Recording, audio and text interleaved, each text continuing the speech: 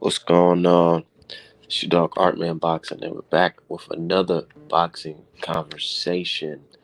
Yes, the fight we all been waiting for. Finally here. George Kambosos versus Devin Haney.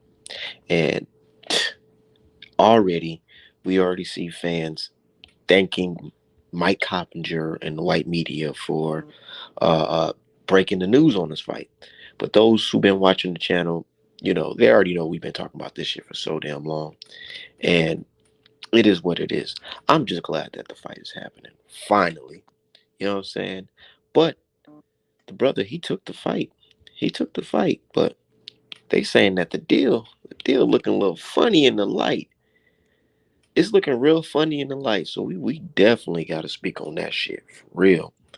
My dude said sparked up and aware. Let's get it, art man. Yeah, for sure. Let's get it, man. Fuck the bullshit, dude. I be like, man, sometimes I be on Twitter just be looking at these dudes like, man, shut the hell up.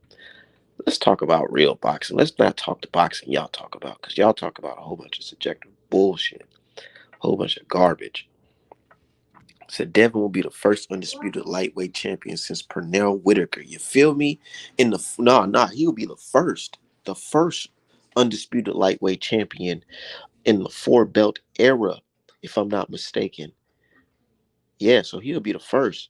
Yeah, for sure. And I can go ahead and make me a little Devin Haney hoodie right now with holding all them damn belts. I can't wait. That man gonna be a star. Said this Sue from Twitter. Let's go, Haney. Yeah, shout out to you, Sue, man. Shout out to you, man. I'm working on some more artwork right now as we speak. That's why I got the camera on. Um, do what I do best. But yeah, dude, I'm rooting for the American all the way, all the way. Just like last night, win, lose, draw. I'm rooting for the American. You know why? Because what the hell I look like being in America, rooting for the other guy.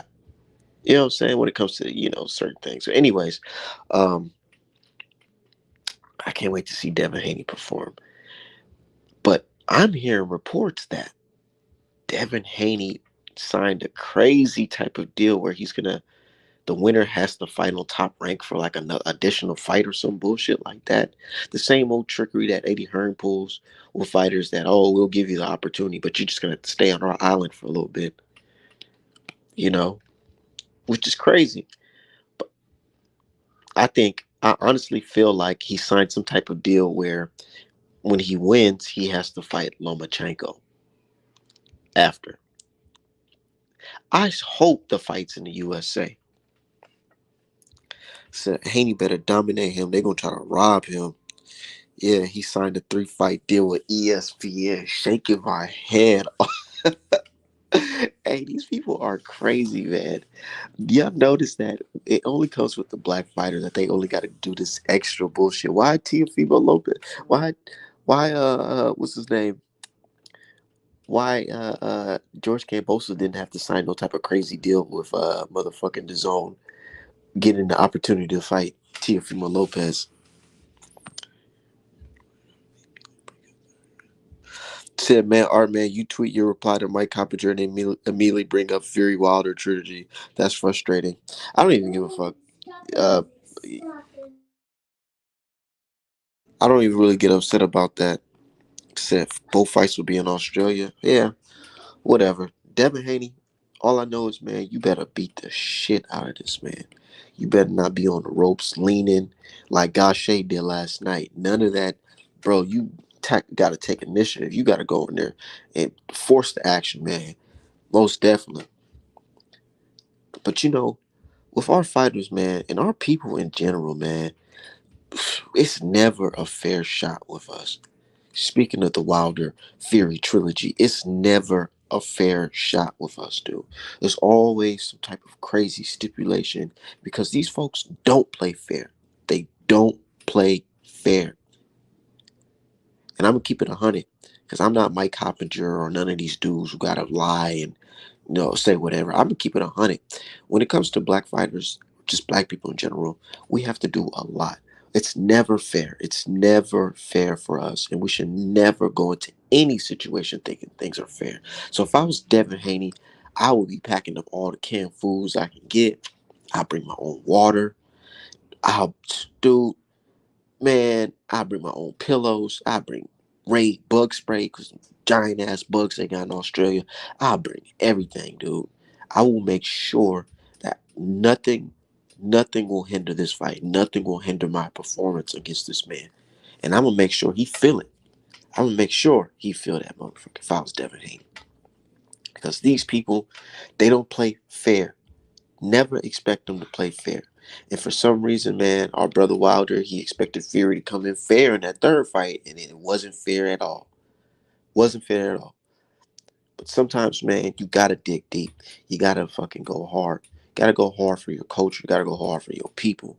This Devin Haney versus Kambosos fight, you can tell, man, it's not battle of the best lightweights no more. They made that shit into a fucking race fight.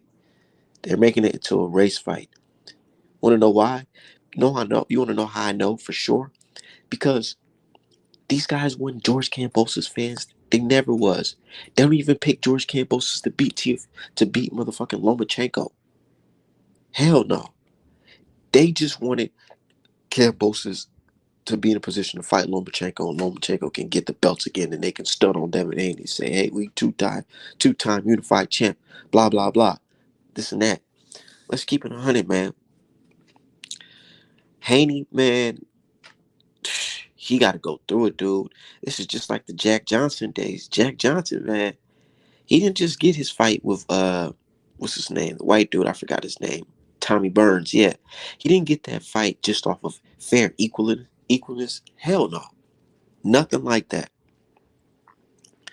Does Devin have 3 fights left at 135 though?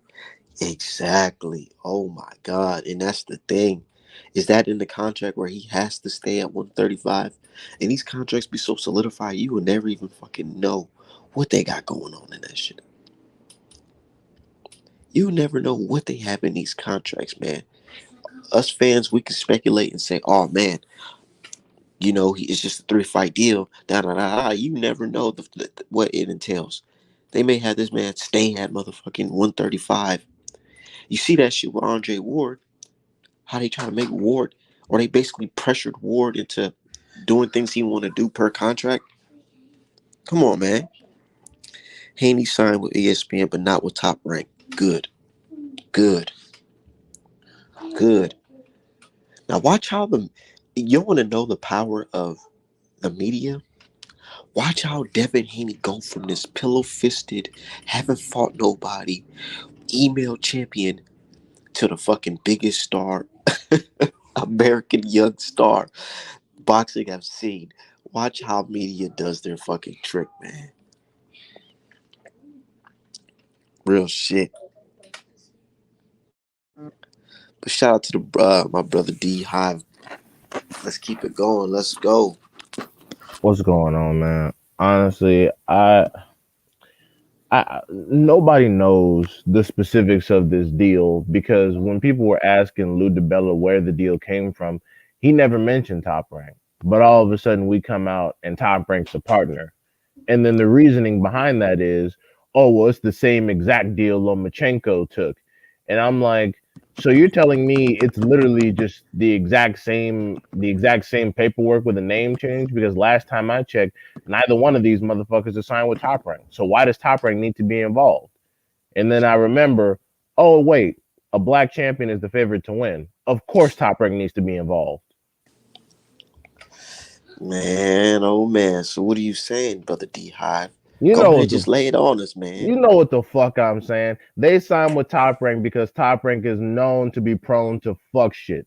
They know how to fucking fix fights. They're always involved in scandal, and people eat it up.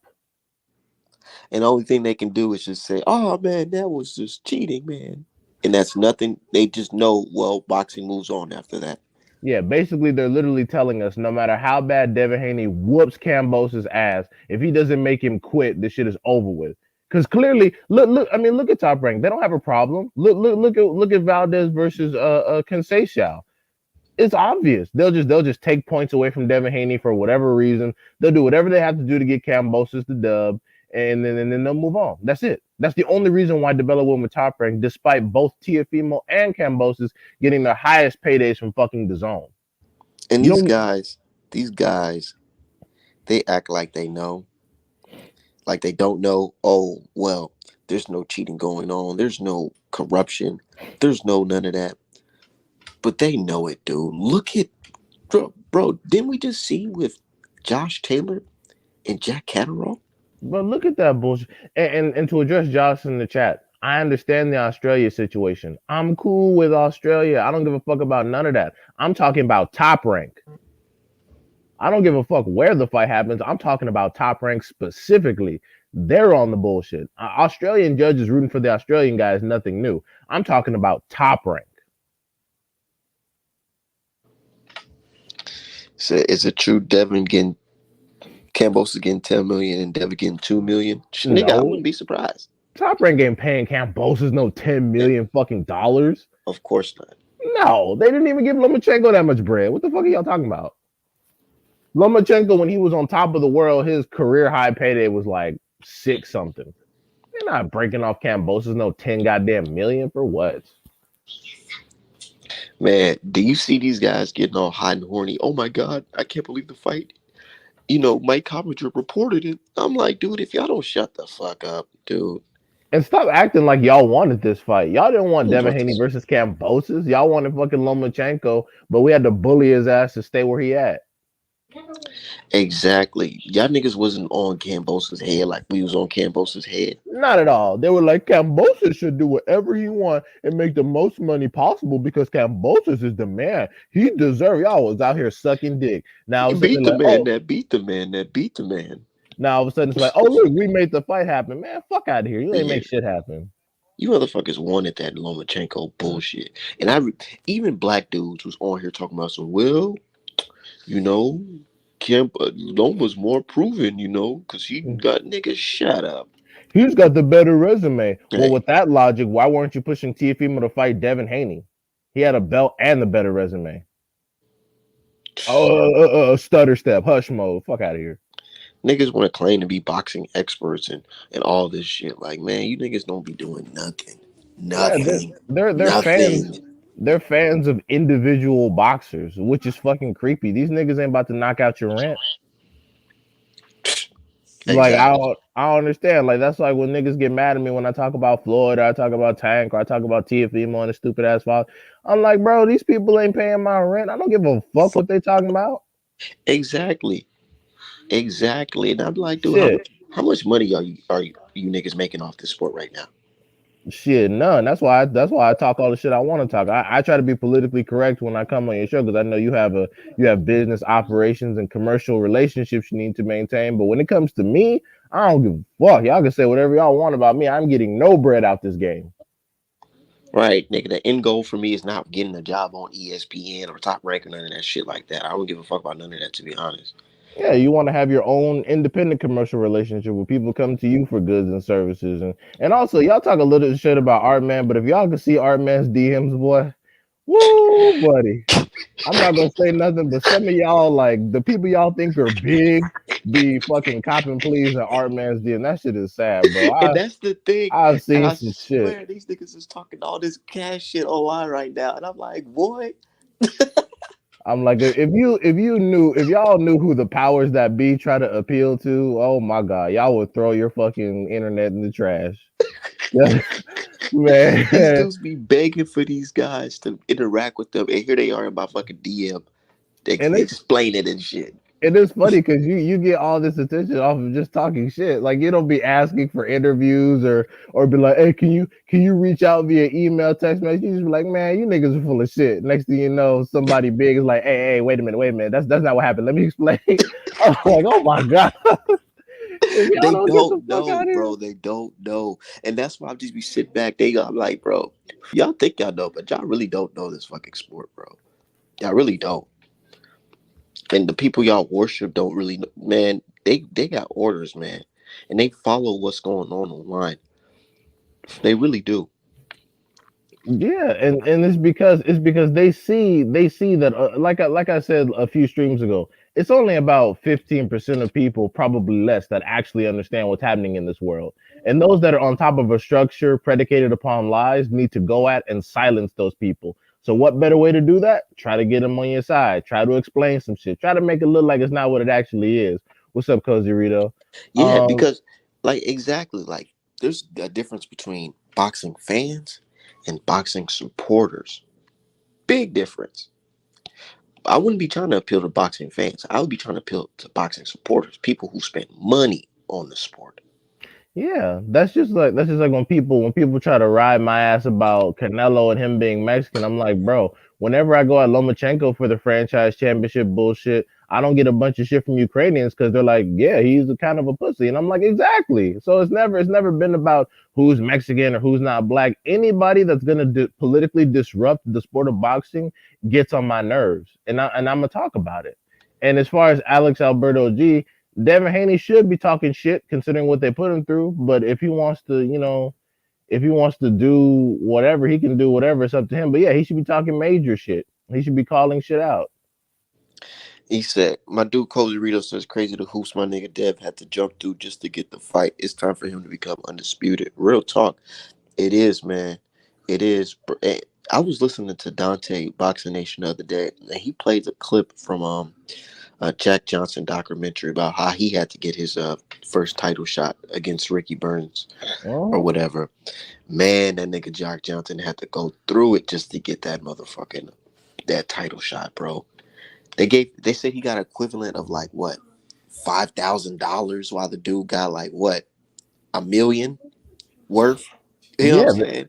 They didn't even want him to get it. And like we already discussed, Marvin Hagler had to go to fucking Congress. Do you know Congress. how much work it takes for a Negro alone to get in front of Congress today? But it wasn't I wouldn't say it was necessarily in front of Congress. It was just people he rubbed shoulders with or rubbed elbows with, and they knew that apparently that they. From what I was reading, it was basically people that's from his city that are Mm. politicians All right. and are fans of Marvin Hagler and somewhat invested in Marvin Hagler. Mm-hmm. So they threatened to have their connections look into top rank affairs. They didn't even do nothing. They just threatened to have their people look into top ranks numbers and and and Bob Arrow said, "Oh, before you guys even get into that, here we go. Title opportunity for Marvin Hagler." I don't want anybody that's had multiple FBI investigations in charge of undisputed. Like, not at all. That shit weak as fuck. And this guy Bob Arum sat there and told the general public that fuck Cat Wilson. He ain't worth shit. Did y'all forget? Lit- Did y'all Literally, did y'all forget? literally, because he's not. Because he's not worth shit. That's why when dude was like, "Oh, okay, I heard Campbell getting to me," I'm like, "From where?" And then they be like, "Oh, them belts, nigga, bro. They use those belts for a political advantage in this game. They don't even really give a fuck about those belts, to be honest. They, You give the belt value. yeah, I mean, they really don't. Because look at Devin Haney's situation. Belts didn't mean nothing with him. Didn't mean nothing to the no other options. And my thing is, it's like this. I know Devin Haney can beat what's his name, George Kambosos, and y'all know it too. But They y'all want him to be at a disadvantage so the fight can be a little bit fair for y'all. Yeah, because if all things even, all things fair, Devin washes Cambosos and makes it look embarrassing. Like on some Shakur Stevenson level, like what Shakur Stevenson does to his opponents, he just washes them. Like they have no success. And the crazy thing is, people like Shakur Stevenson don't even need to throw that many punches. They don't. It's just the other guy doesn't hit anything. And now they over here giving Nakatali all this praise, but they was just shitting on Shakur Stevenson for going on 12 with him. No, that's okay. Give Nakatila that praise because you know what's gonna happen next. Yep, Keyshawn Davis versus Nakatani. Then what? Exactly. Well, yeah, Burcho wasn't that good anyways. Right. They already saying Burchell just washed, so Tank don't try to fight him. That's all that is. They're trying to say Burchell washed, so Tank or nobody else try to fight him. Basically, when they say somebody washed, that means niggas will no longer be given credit for the win. Yeah, pretty much. Pretty that much. means that means Negroes will no longer be given credit for this dub. Said Ludabella used this opportunity with an elite talent to leverage himself, building a relationship with Top Rank. This really fucked up when you looked at it. If you really go back and if you really look at it, man, ain't nothing really changed since the days of the early 1900s, the late 1800s when it comes to this boxing shit, man. It's all the same, man. Boxing is race related. And you know what I'm saying? These guys are playing chess, not checkers. Are they And my trying to play chess? and my thing is like you guys keep saying that, oh, everything's unbiased, bro. Every time there's a black fighter involved, the rules have to change. Why is that? Why can't we keep the same energy? Why all of a sudden is the scenario different? You guys expose yourselves. No, And I Luke love when Bella they already expose had. themselves. I love when they expose themselves because that gives me an opportunity to fucking stand the fuck out. Yeah. And for those in the chat, I know Lou DiBella already had a pre-existing relationship with Top Rank because he got Stephen Shaw his deal with Top Rank. That's fine. But the issue is that Lou DiBella had no problem dealing with the zone for Cambosos versus Teofimo Lopez and took the bag there. All of a sudden, when Devin Haney was involved, the zone became a problem. Do you understand what I'm saying, people? Both Teofimo, who's a top ranked fighter, and Kambosos, who's a Lou DiBella fighter, received both their highest paydays on the zone. But all of a sudden, when it comes to Devin Haney, we got to go to top rank now. Do you understand what the fuck I'm saying, people? And Ludabella has been watching boxing for a very, very long time. He's been involved in boxing for a very long time, and he's seen the style matchups. He's seen the Devin Haney's before there were Devin Haney's. He's seen the George Cambosos before there was Cambosos. He know what the fuck is up. Yeah, Lou DiBella is no fool. He knows that he got incredibly lucky with Cambosos, and honestly, Lou DiBella was probably expecting their ass to get robbed, but they didn't. So now with Cambosos, and this is why only now that Lomachenko is unavailable, he has less than no problem. And after the Pro Bellum deal, he has less than no problem sacrificing Cambosos. But he needs to make sure he gets at least two paychecks off of him because they know if Cambosos comes off those belts, he's not gonna make any noise. He's gonna get beat up. He's gonna get turned into a fucking gatekeeper. Look at who's at 135 for him to fight. He's gonna be fighting in clubs in Australia. That's why Cambosos is trying to make sure with these two fights he has enough money to stop boxing because he's not gonna have that much success after this. Right. He needs some money to just chill and get nigga with his chick on the beach. Right, You know what I'm exactly. saying? Exactly. He knows damn well that if he fucking loses this and comes off these straps and loses the ability to pick his opponents, look at the people he has to go through.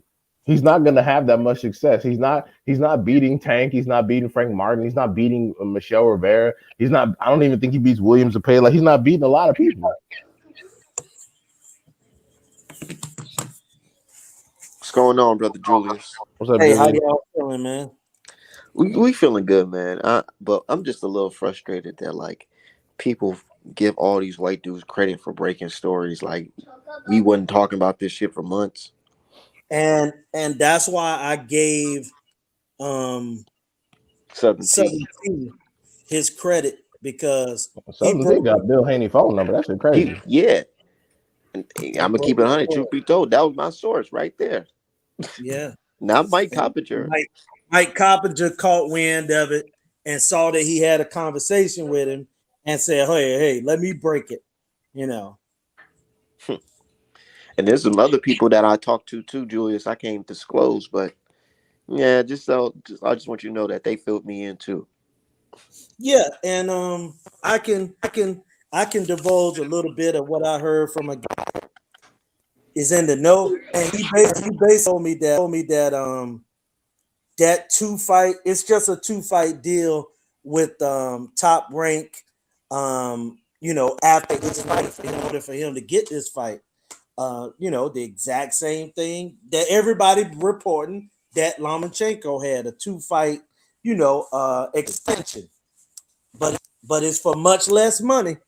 But Devin keeps saying that it was like Mandela Hoya. That's wrong information because he wasn't really around like that, and that's cool. But it's more along the lines of Mayweather and Gotti. When Mayweather took the less amount from Gotti, because when Mayweather fought De La Hoya, he made $20 million. That was his $20 million payday. So it wasn't no he got less for that. So this is like Mayweather Gotti. Sometimes you got to do that to get a deal made. And this is good practice. This is good practice because then when he reaches out, hopefully if he if he leaves Eddie Hearn and he reaches out to say PBC or somebody else, this is good practice. Now you'll understand how when you're doing cross promotional stuff, how it works. Now check That this out though. Anybody after that wants to fight Devin Haney should have to take the lowest of lowest number Oh, because facts. they don't deserve. Because they don't deserve. They didn't have to do what he had to do to get a fight. So anybody who want to fight Devin Haney from here on out got to take low motherfucking but offers. Everybody except unfortunately, Tank. That Everybody shit not except gonna go Tank. over well. Yeah. unfortunately though, Art man, the position that Devin is in, the guys he gonna be fighting, even if they take the low, are gonna be getting their career high payday. I mean, that was already the case before Cambosos. Right. So after Cambo, it's definitely gonna be the case. Like I said, everybody except Tank need to take bitch pay. Well, you know that talked at me said that he hadn't talked to Bill in a couple weeks because this situation was so stressful. Pretty much said the exact same thing that I said, and that is that in his own legacy. Because really, no one really truly understand Devin wants to do this fight, and it's just for legacy. Thing is this, you know. And I'm happy the guy took the fight because we actually gonna see him on network TV. But other than that, man, the fix in. And Oh, I that, know of folks course. don't do that, but the fix could be in. Because even if dominates the fight, we have seen guys go to Australia, dominate and lose. Shit, we've seen that in the United States on Top Rank. So it Hold, clearly it hold clearly on, don't matter. Julius. Julius, the people saying that your mic is going in and out. All right, let me try to come back in. Okay.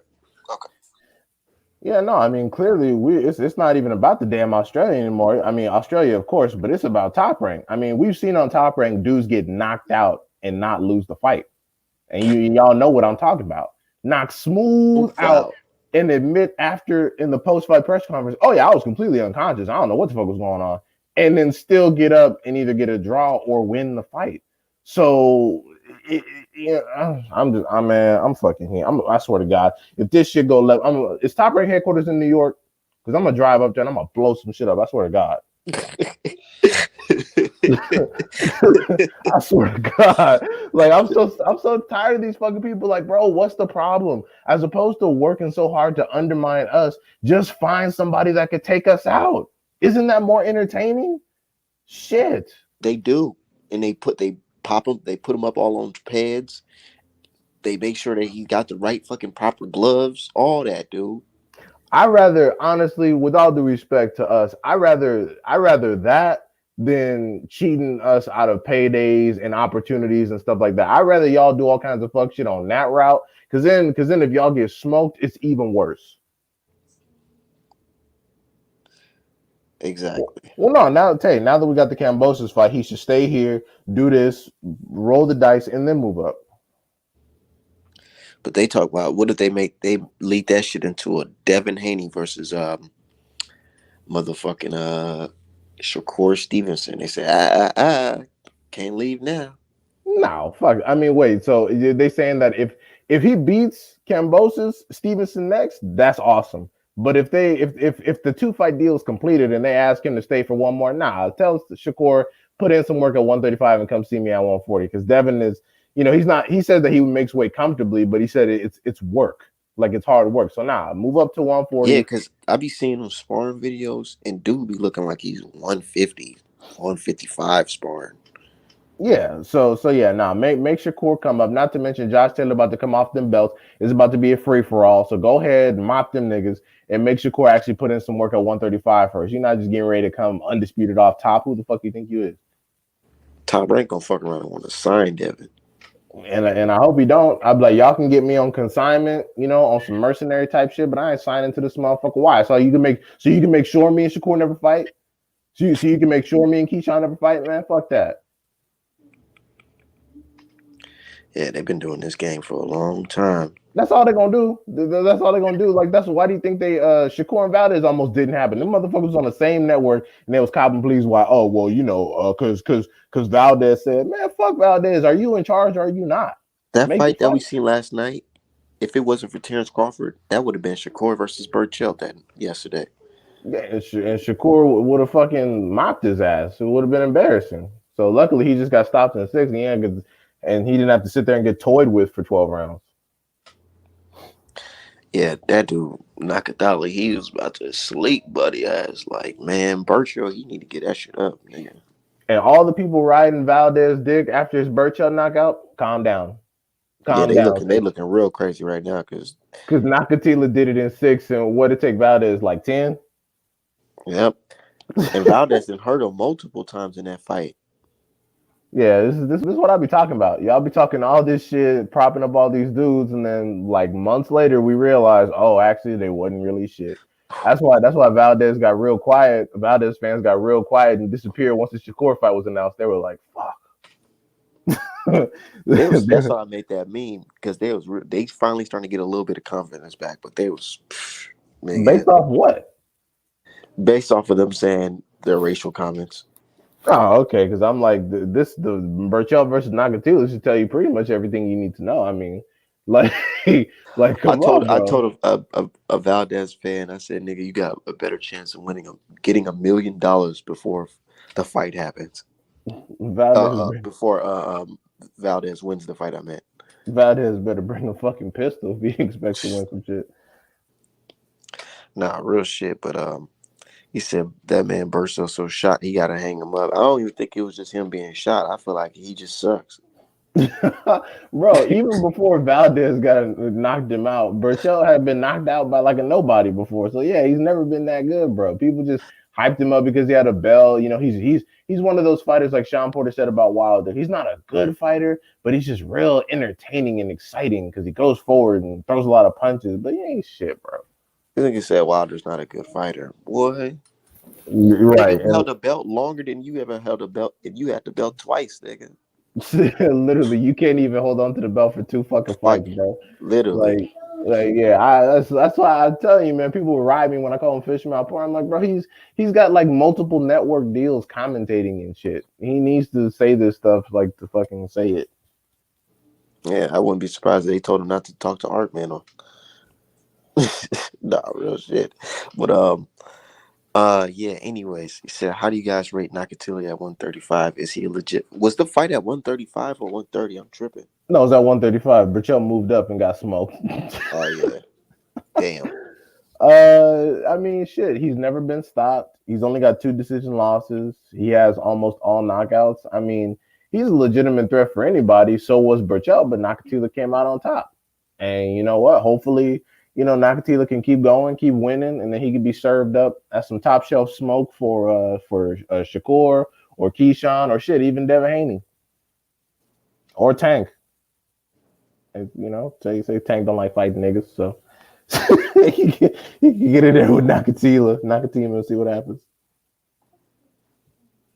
You can't be washed at 30. Shit, tell that to Joseph Parker. That's cap.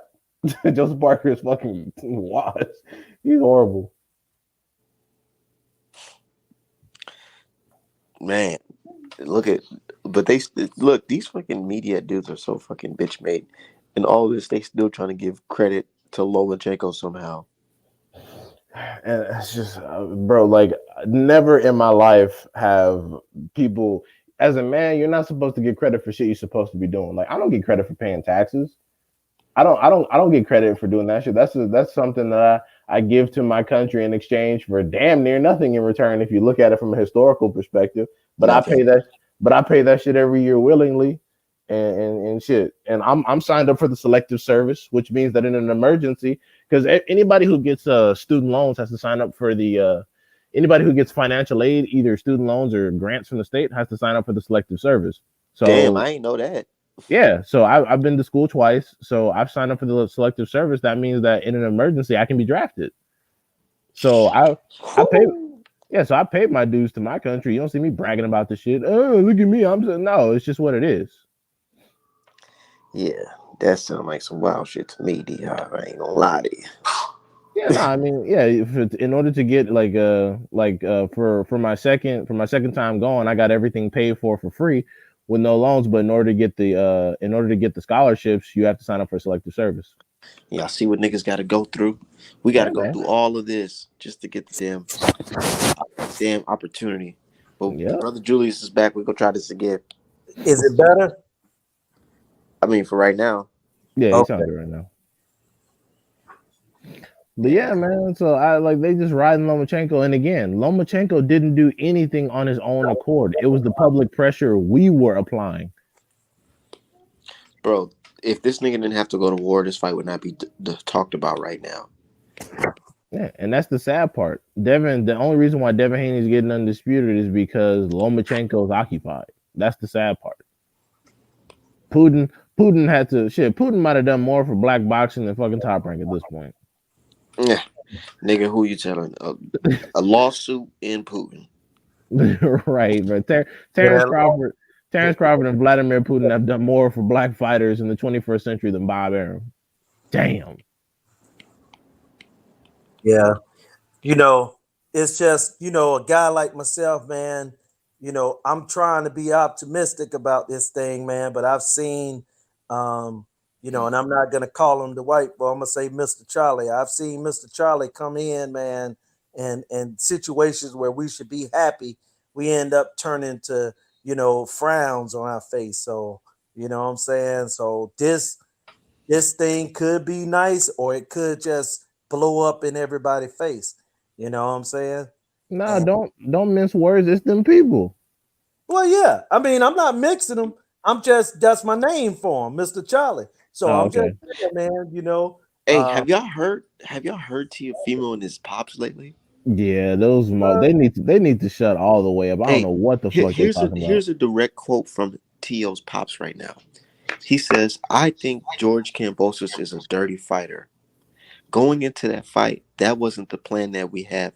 After the first round, my son couldn't breathe, and if somebody shoots you twice, he had 2 holes in his body and he couldn't breathe." So Cambosos is dirty for socking your son in the fucking chest. What the fuck? and Ah. and and And you then, and you gotta think too. Tio and his father are talking because Oh right my now god. they don't have anything. They're irrelevant, bro. Top So they rank, could. top rank already said that they were serving them up with some fights. hey, and now Teofimo Lopez talk about some top rank in the zone. Already got some master plan going on. Illuminati. Listen to this nigga. Listen to this, y'all. The zone, I was on the zone. The whole shit was a scheme, bro. They had the zone, I was on the zone platform. They gave it to Cambosos because they knew what I was gonna do with it. They knew what I was gonna do. I was gonna drop them. Then it's a longer process for Devin to become quote unquote undisputed. It's all a game, man. They pay that shit. But the style Isn't it gonna be tough to win in Australia though? Like if it's a setup, isn't it? When they set it up in America, not Australia, where why everything's already made. Everything's already made. And that's funny because Cambosos is literally admitting that if he became undisputed, he would never fight Devin Haney. He would just keep running. That's basically what he just admitted. Y'all missed the part when he said everything was already made. This is already planned. Yeah, he claims the zone. Yeah, he claims the zone set him up and fixed the fight. It's like, bro, shut the fuck No, up. you had a no. Cambosos is supposed to fight of his life, and you know what I'm saying? You didn't win the fight, or it was a fight that could have went either way, and you lost the fight. He can't blame nobody. He blame anybody but himself because on a couple different occasions he fell out of the fight. The fight could have happened months before it did, and that's why, bro, that the lightweight division to me, it's just compliment. Think long Tito and Cambosos to actually fight. Motherfucker got dropped in the first round. Right. And then look at how long it took Kambosos and Haney fight to happen. Like it's been almost 2 years of all this. And then he's like, "Oh, the zone set up the situation for Devin Haney." I'm like, Devin Haney not even fighting on the zone now. So where was the massive setup? And not Yeah, Julius, they saying your mic is bad again. Oh, okay. Well, I'll just say this. Oh, my bad. Go ahead. I was gonna just say, remember Triller won the actual purse bid to the Kambosos and T.O. So did Triller set that up when they reneged on the money? Well, yeah. Well, the reason why they kept reneging is because Tiafimo kept having Kambosos sign fight delays, agreements to delay the damn fight because he couldn't make weight. Tio gonna come out and said it was the Illuminati who set him up to lose. Right, Cause he's a he from the goddamn Bronx. he's a goddamn goofball. I mean, shit. Like it's no one's fault. You came in there and looked like shit, and Kambosos had you leaking. That's nobody's fault. Had you fucking You let looking like a everybody down, Teofimo Lopez. had you You got looking like a everybody saying leaky our man faucet. was right. They hate doing that shit. They Yeah, definitely no. do. Nah, man. But again, like a lot of people are excited about the deal, and that's great. But we don't have any specifics. I understand it's a 2-fight deal, but my thing is it a 2-fight deal if Kambosos loses, or how is it? Is it a rematch automatically? Like how is it all working? Shit, you tell me, brother D Hive. That's what I'm trying to figure out. I under like because people say 2-fight deal, and they're just like, oh, they're gonna fight twice. Like, okay, so under what circumstances though? Because if Kambosos wins, then like does Devin Haney have a rematch clause, or is it exclusively if Kambosos lose? That's the information I would like to know. But I guess we got to see. And like I said, man, just Top Rank being involved in general is just ugh. Funny business, man. And being people now, if we say this on Twitter, you know what they're gonna say? Oh my God, you Negroes and your pre-made excuses. Like the shit don't go down in this fucking sport. Yeah, and keep in mind, I have no faith in Kambosos to win anything. Devin Haney has won every fight by unanimous decision or knockout. Kambosos' last 3 fights have been fucking either split or majority decisions, and I don't even think he won his last 2 fights before Tiafimo. So I have no faith in Kambosos to win. I do have faith in the Top Rank machine to manufacture some bullshit like always. We always say it, there's some things that you can do to change the outcome of a fight. Whether it be judges, whether it be the gloves, whether it be the night before in the hotel room. You know what I'm saying? Shit goes down in this sport. At Top Rank, it's not some innocent company that, oh, if something was to happen, it will be there first. This is something that they've done several times. Yep, it's Several constant. times. It's constant. It's a whole history. It's just constant. And that's the history that they're going to keep on with the company. Yeah, I was rewatching some clips of JoJo Diaz versus Devin Haney. Honestly, yeah, he washed him, but there was in the latter rounds, I don't know if it was the 8th or 9th, he got caught with maybe 1 or 2 left hooks. And one thing I noticed is that I swear the Grant gloves, they just have real small cross sections. I think he needs to wear bigger gloves to be able to catch those punches better. Like the gloves like a bigger hand compartment. I don't know if his hands are small or whatever, but I think he just needs to wear bigger gloves, maybe like the Rivals or something, where you can actually catch those punches as opposed to because the Grant gloves weren't adequately covering his face. Yeah, those Grant gloves is not pretty big, but It I was mean, small. yeah. So what gloves you suggest? Either Rivals or the ones that Shakur Stevenson always wears, which is the Everlast Elite Pros, because they're just big. Like they're really big and they can catch a lot of punches. That's why Richardson Hitchin wears them, Andy Ruiz wears them, JoJo Diaz wore them against Devin Haney. So or the Rivals like Better Be always wears. Yeah, I'm gonna probably hit him up on Instagram about that. I'm be like, hey man, just watch out for this. No, I'll tell him. I'll see. We can see. We'll just hit him up, see what the fuck he talking about. Because real shit, we really gotta pay attention. Because I was looking at it like you said last night with the Casa Zoo fight or the Tim Zoo fight. I was like, yo, as soon as you said that about the gloves, he ends up getting the freaking knockdown. I was like, oh shit. And Tim Zoo was wearing the gloves that Shakur Stevenson always wears. Oh yeah, I know. Okay. Yeah. But what you think about last night fight? Because I know people wanted me to talk about that shit. I mean, personally, I like I had Tim Zoo probably stopping Gachet, but luckily he went 12. But it went pretty much how I thought it was gonna go. I said Tim Zoo had the power advantage, and he boxes just good enough to be able to beat Gachet because Gachet didn't have enough power to keep him off of him. And unfortunately, that's how it worked out. Gachet got washed, and he just as opposed to working something off the jab, Gachet just kept jabbing individually and then covering up and heading back toward the ropes, giving Sue a free meal. So, there's nothing much that can be done. Gachet just got to go back to the drawing board. And it's funny too, because I think people have learned from Tiafimo, Lomachenko, and Kambosos not to hype niggas up off of a single win. So like Tim Zoo, like people say he did well, but no one's like, oh my god, he beats all these people. Blah, blah, blah. People are like, oh okay, let's see him against somebody else first though. And I'm like, yeah, y'all learn to calm down with all that bullshit. Exactly, it's not. And you know what's so funny to me is that like this fake praise that they give Cambosos, like, bro, y'all know he ain't shit, man. Let's be real, because y'all wasn't rooting for him, and I understand that. Yes, you can be a new fan of somebody, but there's fights before then that you can see, like, oh my god, the guy wasn't that. He's not really that good. Yeah. Like the Lee And, Selby fight. and also everybody's saying that they want to see Tim Zoo fight Charles Conwell. Do y'all not like Tim Zoo? Like That's what I said. I don't understand. Why would y'all want him to go through that after what he just went through with Gachet? That's honestly, that's fucked up. I mean, if y'all want Tim Zoo to get wasted, then by all means go ahead. But goddamn, he just got to America. He already got to fight Charles Conwell. Like Nigga literally got dropped in the very first round of his first fight in America.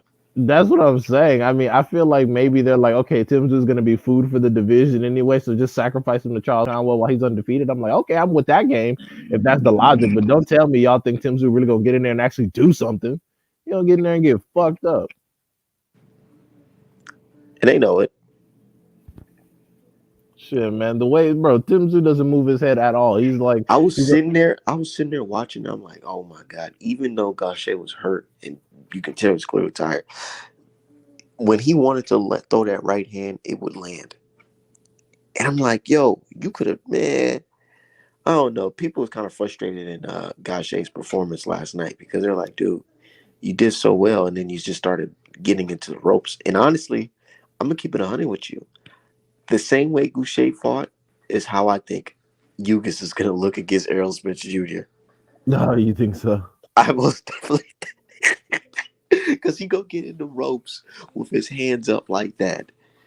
Oh Nigga, damn. You think Earl just gonna push him against the rope and then just work on his ass? start working that body, working that fucking body.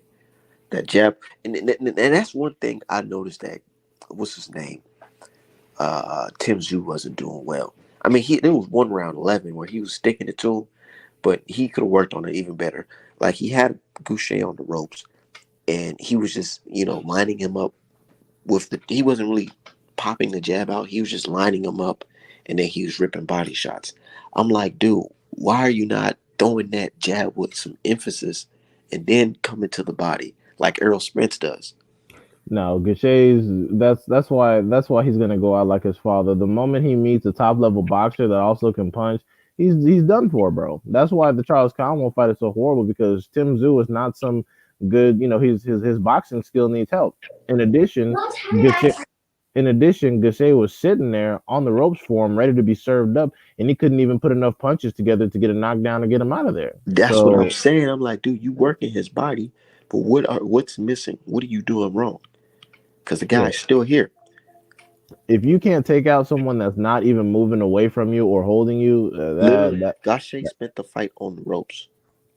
yeah, that says a lot about Tim Zoo. He couldn't put his punches together. He was smothering his work. He got involved in unnecessary clinches. Wasn't jabbing at all. So, and the reason why Gachet lost is because as opposed to using his boxing skill, he decided to punch with a puncher, which didn't make no sense to me. I'm like, what are you doing, man? Yeah, he could have won that fight if he really wanted to, but that nigga, I don't know. Maybe that was part of the contract. he said per the contract. That's fucked up. I don't think I mean, I would hope to God they wouldn't do that to him over at PBC, but who the fuck knows? Nah, I'm just fucking with it. He don't do no shit like that, I believe. But yeah, man. But the Rivera fight was decent. You know what I'm saying? The other guy that he was fighting was pretty trash. Yeah. Yeah, I gotta rewatch it because I was moving, so I came in like around round 6 of the Rivera fight, and it looked like he washed his ass. And then I look at the scorecards and I was like, oh, okay, so he got pretty much murked the whole fight like I thought he would. That makes sense. Yeah, it was decent. The crowd was liking a little Ali get up. Niggas in the crowd chanting Ali and shit. Talking about Ali, Boombaye. I was like, you niggas better stop. Hey man, at least he actually looked like he could be Ali's grandson, not like fucking Mr. Walsh. Yeah, Mr. Walsh. Man, that shit's just funny as hell. Cause one of my homeboys who was at the fight last night asked me, he was like, yo, is that really Ali's grandson? Like, He didn't nah, get casual. I was like, nah, nigga, that's not his grandson. this Man. motherfucker's from the Dominican Republic. He ain't know no And damn you know what's Ali. so crazy though? He told me, he said, I want to see him fight Tank. Oh shit. Okay, see, niggas get a little popularity, and next thing you know, he's just going overboard. Like, Because the casuals don't Tank, bro. They know if you a small dude, you probably in Tank division. yeah, I mean, if you want to like serve Tank up some like a solid W, hey, I'm with that game, but don't make it seem like oh he really gonna get in there and do something. Like, don't do that. Don't do that. Like, I would love to see Rivera and Devin Haney though. And you know what? Speaking of, you saw the Rivera fight, right? Yeah, I was there. Saw shit live. Right. You know, oh no, I just wanted to make sure you wasn't like, concession stand or whatever. Like, okay, so you notice how Rivera was, active jab, doubling up on the hooks to the body and head and shit like that, the Yeah. combinations. Rivera's coming down from 140. He knows by now that his power is not where it needs to be, so he makes up for that. He makes up with that for active jab and just simply throwing more punches and combinations. That's exactly what Devin Haney needs to do. That's exactly what Keyshawn does. When you know, Keyshawn got power, but when you know something's off or your power's not where it's supposed to be, you make up for it with an active jab and don't sit on all your punches, but throw a lot of punches. Like look at the careers of Leo Santa Cruz and shit. Motherfucker can't punch worth the damn, but he wins fights by doing what? Throwing a lot of punches. That's how you make up for that. Like I understand Devin Haney tries to pick him apart and load up on some shots, but I'm like, bro, I feel you, but it's clear that's not working. So as opposed to sitting down on everything, just throw a lot of punches.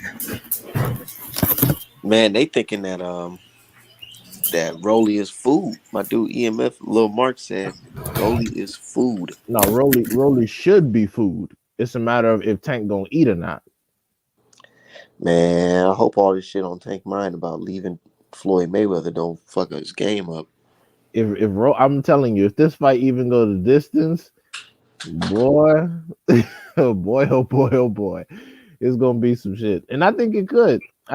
Because Rolly's lack of skill is his biggest asset. Well, Al Heyman's still involved, so I don't expect any funny business.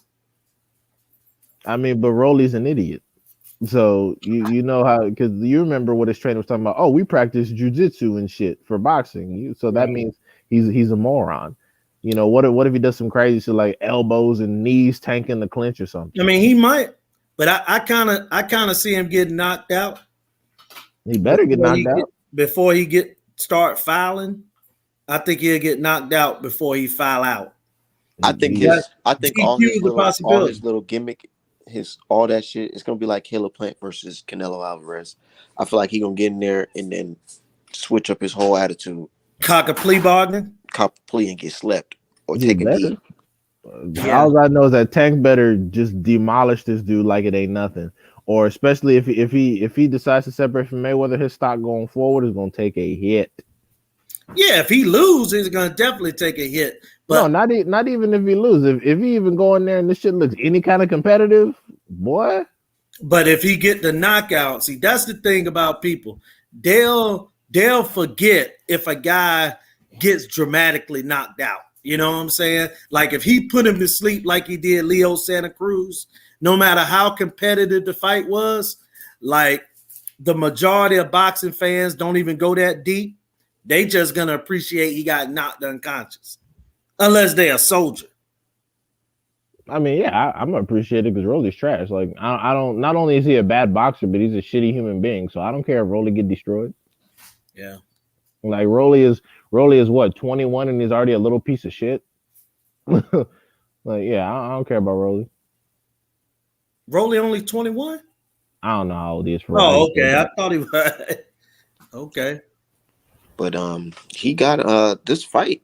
It's gonna be at the Barclays Center. Yeah. Yeah, this shit gonna do numbers. I don't know why Tank want to lead a man. Like, dude, that shit about to do numbers, nigga. What you Oh shit, about? Rolly 26. My bad. 26. I don't know why you trying to leave. This fight about to do numbers, nigga. Because just tell him to make the fight with those dudes. But here's the thing: what do he need Floyd for when Al Heyman makes all the decisions and fights anyway? I don't know. It just for some reason I'm telling you like this. Y'all may not believe me, man, but the fans kind of just like the whole Floyd being around thing of Mayweather. I mean of Gervonta, because it gives him that it's like a one of the best cosigns you can have. Well, I mean, Mayweather's been around, and now it's time for Tank to make his own decisions. Like I said, Tank is older than me. It's time. It's time for Tank to grow. You know, to grow some and spread his wings the way he wants to. Now, if Mayweather want to be involved, because Tank has his own promotional company in addition to Al Heyman's management, Mayweather can go talk to Tank and be like, "Hey, man, can we be down with this, and this?" And that's up to Tank to say yes or no. But as far as the business goes, Mayweather is promoting and stuff using his name, but he, bug dancing in the background collecting the check. And yeah, exactly. I don't really see him like anything. Said, man, I'm tired of my fights. I'm tired of you talking to my coach any old type of way on live television. I'm tired of that. Well, I mean, if that's how it feels, but Mayweather is effectively P. Diddy at this point. He just all up in the videos. Yeah, that's what I'm saying. Yeah, it is time for him to go on and chill. Y'all think Tank was pissed off about that whole situation with Barrios? Hey, and also too, Art, man, no disrespect to Calvin Ford. I like Calvin, but Calvin ain't necessarily Tank training anymore either. I mean, the last couple fights he's been with Barry Hunter. So, you know what I'm saying? So and I've been trying to tell people. I remember I tried to tell you, D5. I said, man, yeah, people sleep on Barry Hunter coaching ability. Oh, Barry Hunter is a great trainer, man. Yeah, Barry Hunter is excellent. Yeah. Going back in the day, you know what I'm saying? Barry was associated with guys, in the 80s and 90s. I mean, before the Peterson brothers. But I mean, I'm just saying, so it must be Tank sees something too about the training. And even before that, he was with Kevin Cunningham, and that was one of his best performances when he was with Kevin Cunningham. So and he fought what's his name? That dude on the AB undercard. Well, also stopped him to the body. Right. Also, Calvin Ford has an active stable in Baltimore, in Maryland, I should say. And Tank Badass can't be around home. And Barry Hunter is always willing to travel down to Florida with him with his training camp, like he did with Cruz. But like Calvin Ford is not like, he's not like Mayweather. Calvin Ford likes to give all his people individual attention to make sure they're cared for, whereas Mayweather will neglect his entire stable in favor of Tank. Calvin Ford is not the same person. But Calvin Ford worked for the gym. I mean, he worked with the city. So exactly. That gym, with the Upton gym, you know what I'm saying, is where he works. And so those kids is part of that program. So he has of course he could quit, working his day job, but he doesn't make enough, from the Tank situation to be able to do that, because he might be Tank training today and then 4 fights, he might miss 4 fights. You know what I'm saying? So And I hate to do that because I like the guy, but I got to be honest. So he was his trainer in the amateurs, and most times fighters, when they move from the amateurs to the pros, they have to get a pro ready trainer a lot of times, Yeah. And Dodd Dripper is correct. Tank was always going to leave Floyd, and not just that, but Art, I gotta discuss this, man. Floyd done nothing for his career, because when when Tank is in the fights for these situations, Floyd isn't on no Tank Davis crusade. We hear about him. He be talking about his career and his fights and what he did. Come on, I'm not gonna go that far. I'm not gonna go that far to say no. And listen. The reason why I say what I say is because everything that you're saying is correct. However, because of who Floyd Mayweather is, that in and of itself is a net positive impact on any fighter's career. That's the only I thing agree with that. Yeah. That's the only thing I was gonna say. So when you say that he's done nothing, I'm gonna be but as far as okay, he brought a couple more eyes and attention to Tank, but Floyd doesn't promote the guy. He doesn't uplift Tank Davis. He ain't saying, man, Tank Davis is the greatest. He always get a, because I probably would have stopped the guy, but Tank did da. Like, come on, man. Right. Like, come on now. Right. No, you're not lying. You're not lying. He does do that, but I'm not. And on top of that, Floyd is a double agent. He don't mind doing stuff for them white folks. I'm gonna deal with Gucci. I'm gonna go with Gucci because I ain't a follower. So if they make a shirt with a niece, I'm gonna do that. Call it like it is, bro. Call it like it is now. Because I'm into black love first. Funny as hell, man. Yeah, he's been doing some. There's been some coonery and buffoonery. Okay, we acknowledge this. There's been some coonery and buffoonery, but like I said, to say that he hasn't had a net positive on Tank's career would be a falsehood. But I appreciate that Tank now wants to take his career in his own hands. And keep in mind, I don't give a fuck about the money. I just want Tank to start collecting scalps. Yeah, like all these people that have been talking shit, they all need to fall. Lomachenko's bitch ass, Tiafimo bitch ass, anybody else. The fucking Shakur wants something, he can come get some. Keyshawn and them, like all these people.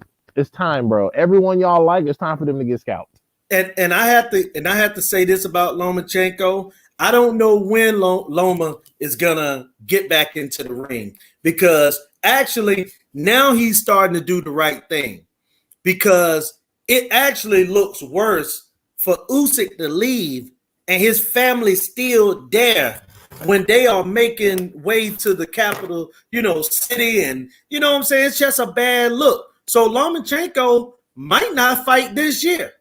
Man, that nigga might step on a landmine or some shit. And you know what? That's possible too. And you know what? God's plan. I'm sorry. So, Godspeed to Lomachenko. Hopefully you make it out of there pimping. But when you come back, tank on that ass. Yeah, and it might be 2023. But here's the thing about Loma. Loma isn't going to move up to 140 and above. He's going to stay right there where Tank, I believe that Tank probably got 1 or 2 more fights at 35, and I think he's going to be a 140-pound fighter. I mean, that's where the competition going anyway. I personally don't even understand why he came back down to 135. People kept saying it was for Kambosos, and I'm like, he's not going to fight Kambosos. He's not doing that Australia shit. Right. Yeah, so I don't even understand why he came back down to 135. It was just unnecessary, but whatever. It was mainly for this fight right here.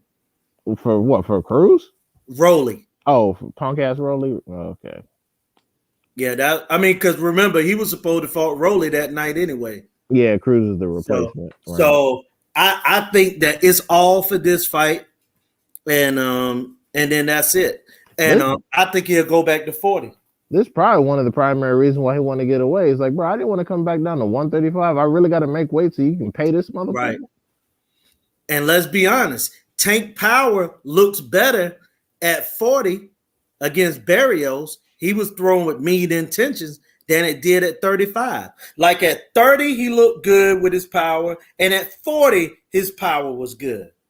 Yeah, at 135. Now Dripper say he got touched up by a weaker fighter. True, but we also seen Mario Barrios touch up Keith Thurman a little bit at 47.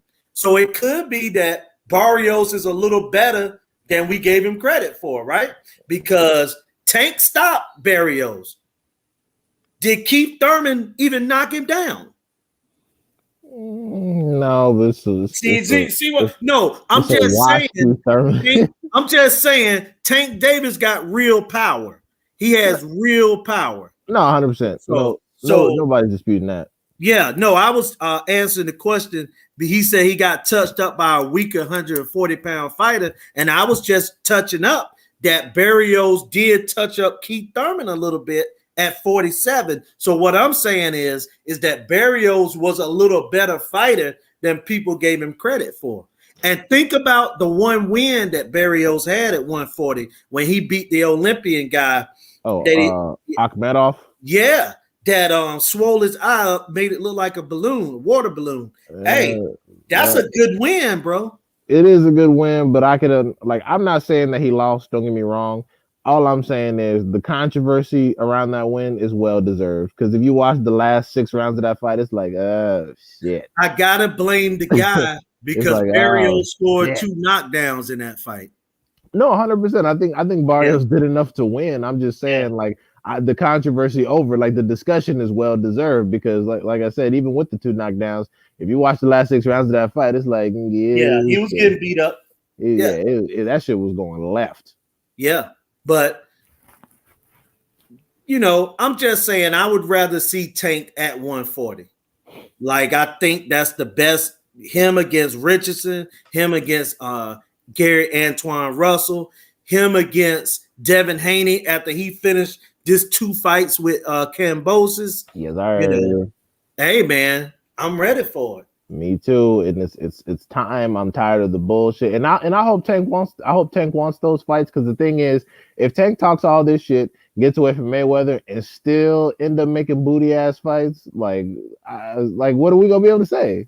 Nothing. I can't say anything. What are we gonna be able to say? We're gonna just have to sit here and look stupid. And I have said, I guess I'm in the minority on this.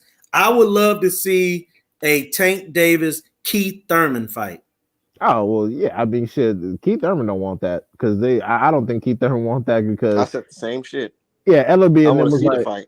Yeah, Ellaby is like, we would have made that fight off top. We don't give a fuck about none of that. So I don't think Keith Thurman really want that because I personally think Tank will fold Keith Thurman pretty horribly. So, but that would be the type of fight that Tank would want because there's gonna be a big fight, it's gonna be a massive event.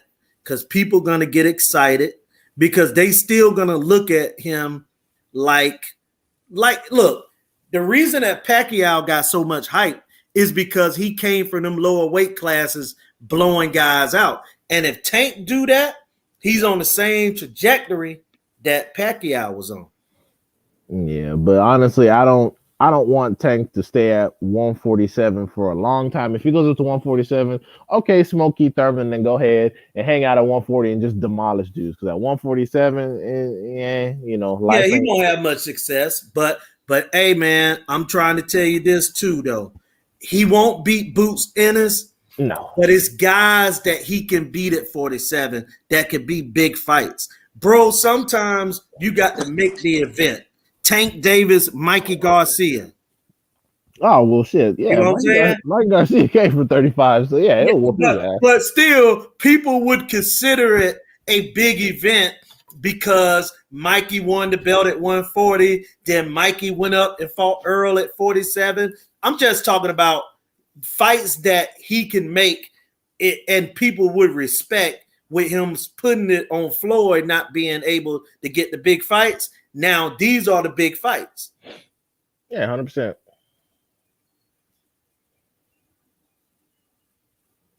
John Dripper said he almost made that fight happen with Keith Thurman. Yeah. I strongly believe that Keith Thurman is the one that don't want it. Yeah, he was the one that said he didn't want that shit. I know it. Keith Thurman talking all that big shit. Oh, send me the contract and blah, blah, blah. I'm like, nigga, shut up. You remember that shit? Because people was like, oh, really? Shit, we want to see it because the public got a little interested in it. No doubt. And Keith Thurman was thinking about his stock. He's like, man, if I go in here and get my ass smoked by a fucking featherweight, you know how stupid you gonna look? Instead, he gonna get smoked by probably Terrence Crawford. Yeah, I think that's next. I'm gonna keep it 100 with y'all. I honestly feel like that's next. and good. Keith Thurman deserves to be a sacrifice after all the fuckery. He just sitting on the bench. Who said he a sacrifice though? In Oh, that you think he gonna situation, get? You think he gonna it's get? one of those. It's one of those win-win for PPC. The winner gonna fight Spence regardless, and you can Like, sell both fights. To be honest, you, especially if Keith Thurman beats Bud. you Right. think Thurman gonna get in there and do something? Shit, you never know, man. This is boxing. That's what I love about this sport. Yeah, it is boxing. But Okay. I'm gonna probably roll with Bud to stop him in that one. Yeah, It's I gonna be ain't a saying I'm good rolling with Keith Thurman now. I ain't saying all that. no, it's gonna be good, but you're right. One punch. But like I'm telling you, bro, all this sitting out a couple years, that thing does nothing positive for fighters unless you're a heavyweight. Like Keith Thurman had blew part of his career, man, with inactivity. That's true. That's true, but shit. Somebody talking about they think Boot's gonna slip in the mix somewhere. Nah, I think Boot's gonna be on the outside, meaning that Boots might get the guys after they done fought and won. You know what I'm saying? Like whoever the winner, they may decide to fight Boots, or they may decide to go up to 54 because Earl said exactly what we was talking about on the show about Earl moving up maybe, and if he'll fight Jamel, and he said that he don't have a problem with it. So Yeah, that's see, that's we haven't heard nobody say nothing like that at all. He like, man, he'll like fight that. him. Whoo, because Mike Tyson said he said if that was my homeboy, we'll be making money together. Exactly. Right. Exactly. Make a pack. That's what they used to do. Make a pack. It take promoters out of the question right there. That's true, but niggas don't think like that these days. Nah. Motherfuckers be scared. They're like, oh, we have the same coach, and what if I take an L? And He it's like, whooped my ass in sparring that one time. I remember that. yeah, it's like, oh Right. my god, That's soft talk. making the it's just You noticed that wonderful. Jamel didn't respond to that shit. No. Well, with Terrence Crawford, Terrence Crawford, he said, go fight Errol Spence and make some other moves. But with Spence, he was just crickets. Silent. I was like, oh, nigga, that's not good. Of You course, shit. I wouldn't entertain that shit either. I mean, hey, but you know, see, that's where I guess I'm gonna sound like a hypocrite when I make this comment. But I think that Charlo and Castano and then Spence against Bud, if it happens, those are true legacy undisputed fights, man. I just, you know, if Devin become the undisputed champion, you know, and do like Pernell Whitaker before the WBO, you know, I'm gonna consider it a great fight, but I don't know how legendary it is. You get what I'm saying? Like he said that it's great legacy because it is legacy that you become the first, but I just don't know the magnitude, the what's the word I'm looking for, man? I don't even know the word I'm looking for, but I just don't know how great of a feat it actually is because kambosos is like one of the weakest 3-belt champions I've ever heard of, man. No, we are not doing that. What we're gonna do is if he becomes undisputed, we're gonna ride that shit into the ground like Bud fans. Any weight class or anywhere he goes, I'm throwing that one disputed actually in the negotiations, and I'm gonna cry about money. I'm gonna be like, but wait a minute, Devin Haney was undisputed at 135. Hey, now you know that I said that Bud Crawford. I don't think you've ever even heard me utter the word the former undisputed 140-pound champion. Because hey, look, man, you beat Julius Indago and the cats that you beat. I mean, and it ain't Bud fault. He just fought who was there. But bro, that was you get what I'm saying though, man? Like champions are built different. Those guys, I mean, wow, man. Like I said, wow. if when it happened, I'm talking big shit. I'm like, hey, well, wait a minute. So he was undisputed. He was undisputed at 135, and meanwhile, these niggas are all at welterweight. These niggas are all at welterweight and shit. Yeah. They're at 154 off. But that one time, remember, that's got that one win. Yeah, I feel you on that. I Hey, mean, you somebody supposed told, to somebody practice. told me something funny today because I Uh-huh. posted the picture. I posted that picture of Bud Crawford saying he feeling seasick, and I was like, "Yeah, that's how Earl gonna have him in the fucking deep waters." Yeah, the And big then fish. somebody was like, "See, Art man, I see you getting them Texas money from them orders you been doing, so you switching sides." Texas order. I said, "Nah, nigga, it ain't like that." But yeah, that shit funny though. I fuck with Hold on. Yeah, man. That's funny though. G-Hive, you a trip, bro. But you're right. You're right, man. But it just lets you know, man, that sometimes people be talking about the boxing thing and stuff like that, but man, sometimes being that undisputed champion, man, sometimes it work out for you. You don't have to go through a whole lot to get it. You know what I'm saying? I just But I wish mean, don't get me you wrong. hear me? It's taken Devin Haney 2 years almost of his career to get this thing, but I think he's gonna get it unless they cheat him. Right. I just switched headphones. Can you guys still hear me? Yeah, I got you. Am I loud and clear? Yeah, to Okay, me. cool. Okay, just making sure. Yep. Yeah, man, but yeah, it's just crazy. It's crazy. Yeah, it is, man. But I'm just happy that Southern T broke that news to me this morning. He And didn't break it. huh? Mike Coppinger broke it. Remember? Hey, I need to hit myself in the hand. What's wrong with me? Yeah. You see how these guys be crazy as hell, man. I'm telling you. And didn't Cop block you this morning? Yeah. No, that was Dan Raphael blocked him. No, they both blocked me today. Oh, they did? Both of them. Both of them. Yeah, because our man said that Southern T was the one that broke the news, and Cop was just like, nah, shut up, nigga. No, I'm the one that sent the tweet out. Oh, that was you? He was retweeted it. So he should have blocked me too. You know what I'm saying? Because I said something about when Agassiz called him out for fake news on the Usyk, and remember he went and changed the story. I said something on that. Damn. So what the fuck was Cop's problem? Yeah, I mean, Cop is out there capping. That's what's wrong with Cop. Cop is capping. Cop full of shit.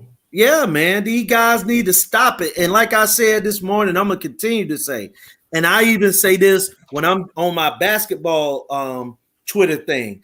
These guys are not insiders, bro. They be getting information from one of us, let's say, that might know somebody. They'll get it, and then they'll form a whole entire paragraph, and people say, "Oh yeah, they heard it." They'll say sources. And they source was they went and read Artman article 20 minutes ago. Yeah. And then somebody will go ahead and quote Mike Coppinger and then tell one of us we don't know what we talking about. Right, exactly. And then sometimes I don't even be having no damn source. It just be fucking common sense. True. But you know what? Sometimes we'll report something that's common sense, but they'll report common sense and say sources say. If you work for ESPN, all you have to do is call an executive and say, "Hey, Mr. Smith, what's going on with the negotiations with Kambosos and Top Rank?" He didn't have to go through all this. Oh, it was sources. You're the direct source if he's really a direct source. See, that lets you know something too. That I've seen guys like John Clayton that just died, and I've seen other guys that make, what I'm saying, like real reporters over there, Adrian Wojnarowski with the NBA and stuff, and they say ESPN reports. They'll put that down. Why Mike Coppinger can't do that? That was my only point this morning. Why he can't say that? Is Mike Coppinger actually employed by ESPN? I think he is. But I'm just like, what the fuck do you be doing, bro? Hey, bro, but here's another thing, though. how big, ESPN game is basketball, baseball, and football. You get what I'm saying? If you ain't one of them reporters, you could be faking it. I'm just being real. You could be faking it. All they want him to do, the only reason why they still covering boxing really is because they got to deal with Top Rank. But if Bob Arum moved his deal to NBC, then guess what they would do? They would drop boxing. They wouldn't hire him no more. They'll fire him on the spot. Right. Because you remember this entire time, I thought Dan Raphael was actually employed by somebody. This nigga's just sitting at the house eating Cheetos. He at the crib. And these people so crazy, they still taking his word. Like that's the power of the white guy. Like he could have nothing going on, bro. And he say something, and people look at it like, man, this guy's really on it. He unemployed. I knew Raphael was full of shit, but I thought he at least worked for somebody, which is why he was lying so much. But he's not even lying. He's not even lying for a check. He's just out here talking like, what just happened? He trying to get a job. Look, man, I told y'all this story before. I'm gonna retell it. It was a fight that this guy a couple years ago was trying to break. And he was like, the fight is going to happen like March the 12th or March the 15th or something like that at Madison Square Garden or the Barclays Center. All right. I said to the guy, hey, man, that's not true. Have you ever heard of the Big East tournament that's been going on at Madison Square Garden for 50 years straight? It happens the same weekend every year. I even said that to him about the Barclays. Don't you know the Barclays Center got this particular tournament going on? The Atlantic 10, they had it for this amount of time before they switched, and then they brought in the ACC and this and that. I'm like, these guys be lying, man. Straight up lying. It ain't no they got a bad source. No, they just made it up and is lying. Who your source? Just believe me, bro. They too busy worried about licensing and shit. Oh yeah. Merchandise. Right. Hey, how did that go? Did you talk to Custer last night? Oh no. I didn't get a chance to speak to Custer because that man, you busy brother, man. But I ended up getting that shirt to what's his name? What's that? Jake Donovan. Jake Donovan? Yeah. Hey, it all work out. Yeah, because we all chopped it up or whatever. Hey, last night was just funny, dude. And man, I ain't gonna lie. I gotta watch out now because motherfuckers know who the hell I am. Hella people's in that motherfucker was like, hey, Art, man, what's up? Okay. That's cool. At least you know you got fans. But was it all peaceful? No, it was all peaceful. Oh, okay, yeah. See, the bitch niggas didn't come out. So yeah, that's what I was thinking. What the fuck? Bro, you gotta understand, Art.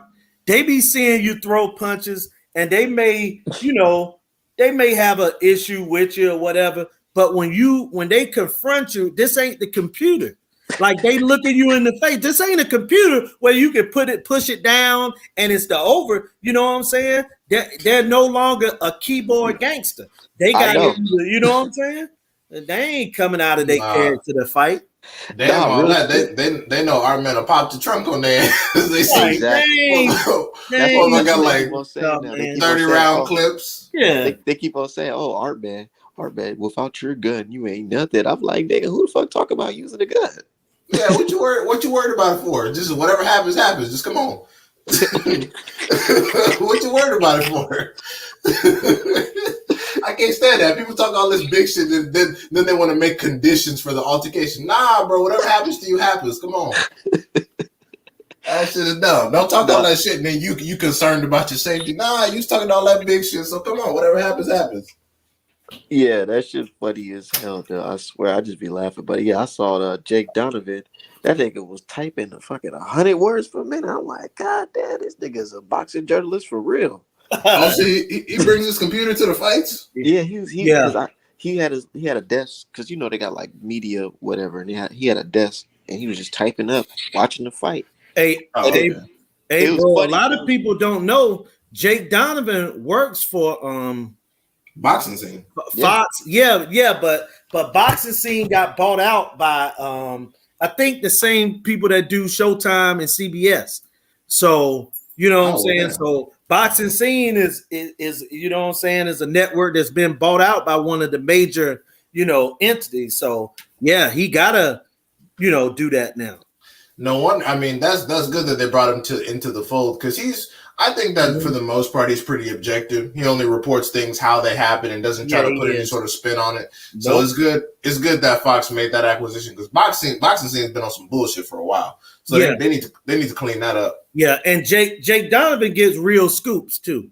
I got to give it to him. He get real scoops, bro. That shit was funny as hell last night because I'm watching the fight, right, and I'm like in the dead front area, right, and Gachet drops him, and I'm like, Team USA, nigga, USA, and then everybody just starts saying USA, USA, and then Jake Donovan looked at me and was like, what the fuck? hey man, and speaking of that fight, Gaucher, he lacked the confidence to win that fight last night because because when he dropped this guy, he had the blueprint really the entire fight, and that was the right hand. Even people in the crowd seen it. We all kept on saying it. We like, why you ain't throwing the right hand like that no more? Yeah, that fight it kept landing. That fight reminded me a lot of Errol Spence versus Danny Garcia. Danny Garcia felt a little taste of that power in the third round. He was like, "Oh shit! All right, let me go ahead and back up some for it." So I think that's what happened with this shit. He got a little taste and he was like, "Oh fuck! All right." In the fifth round, right? I think it was more like the third or fourth when he started because he could feel his power in the guard. But when he started feeling Tim Tszю's overhand right hooks and stuff, he just started backing up and focusing more on not getting laid out and then actually fighting him. Wait, I'm gonna tell you this, man. It's better sometimes to fight a guy if he got a little bit more tools than you got. It's better to just fight him.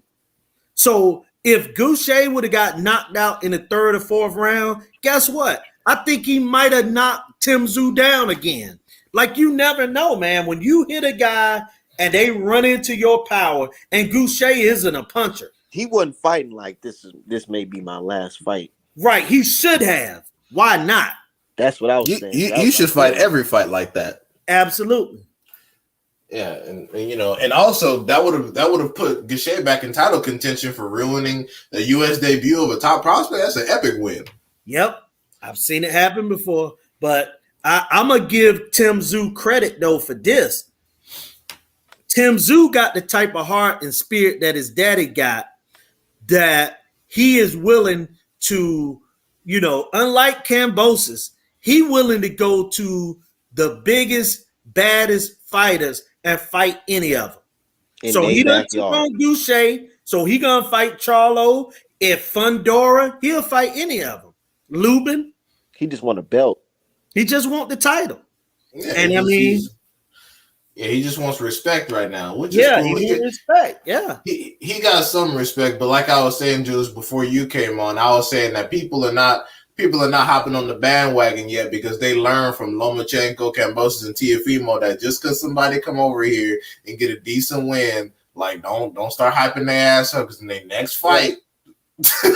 and also they see him hit the floor last night. A lot of people hoping and wishing on the timeline, talking about some. Yeah, is he a legit threat? Is he a legit threat? No, I don't know about that. All that.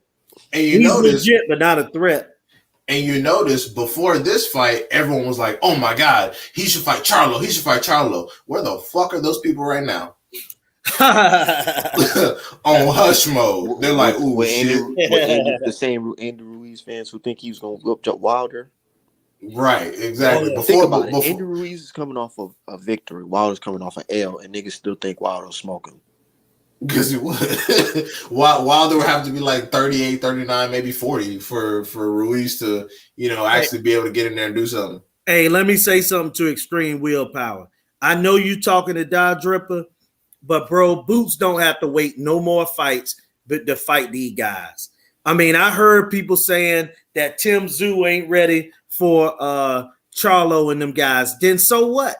When you 24 and 27 like Tszyu, man, you ain't got a whole lot of time to sit around and get ready because you ain't gonna never get ready. If you ain't ready in your prime, and this is your prime, you ain't never gonna be ready. Let these guys fight. If they get beat up, so be it.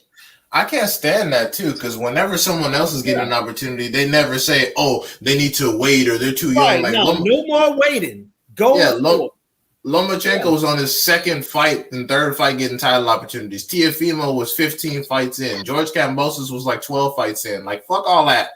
Yeah. And just like the Lomachenko thing, the man in his 30s, and people keep saying he too small for 35 even, and he fought the amateurs at 132. Like, people gotta stop. They're not making excuses, they're just lying. That's all there is to it, man. In the amateurs, he was as light as atom weight at one point. Yeah, I agree, Cozy. Move Keyshawn. I think Artman put up the thing where he wanted to see him fight Nakatani, right? Yeah, why not? I told y'all, Keyshawn Davis is ready really to fight for a world title. And I would favor him over the lightweight champions. He would have beat the shit out of Burchill last night. Oh, yeah. Definitely. Burchill is a puncher bag. He'll smoke Kambosos. Him versus Devin Haney. I told that dude, I said the guy who always says Mexico runs boxing on Twitter, I said he must have took the day off. Yeah. Keyshawn will smoke Kambosos, but him versus Devin Haney is definitely a 50-50 right now. Well, you know my opinion on that fight. I got Keyshawn Davis winning, but I believe, as I said, Keyshawn and Shakur are going to have to fight. They're going to have to put that friendship thing to the side because they're not natural brothers or cousins.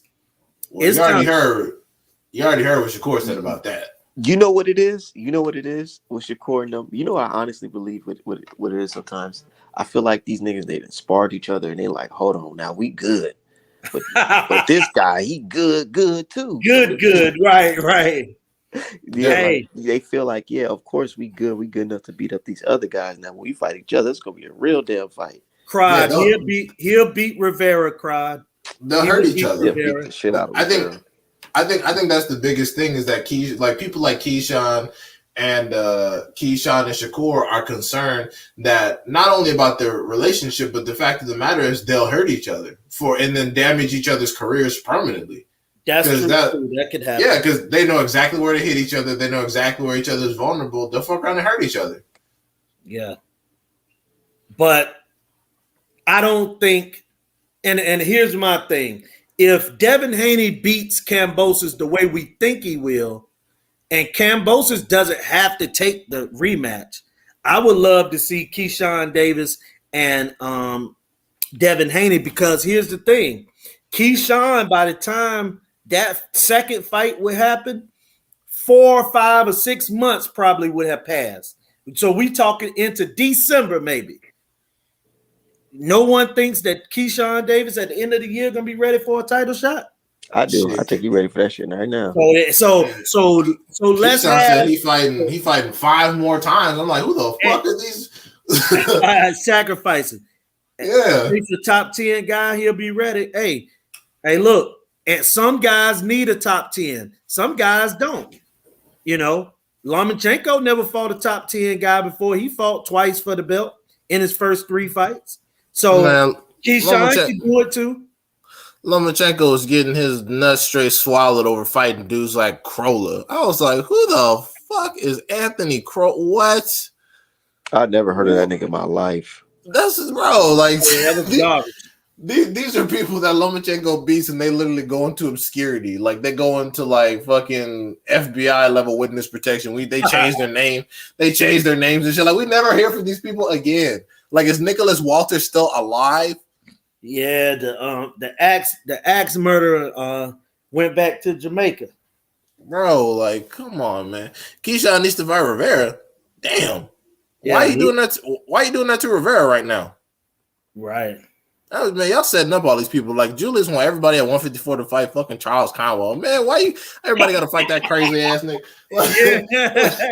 Why are you setting everybody up? Just like, because it's time. Fight a guy who literally killed somebody in the ring.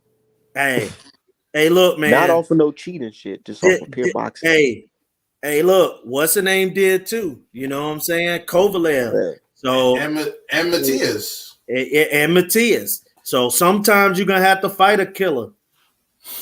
But what I have seen is that sometimes killers are sometimes the softest person in the room.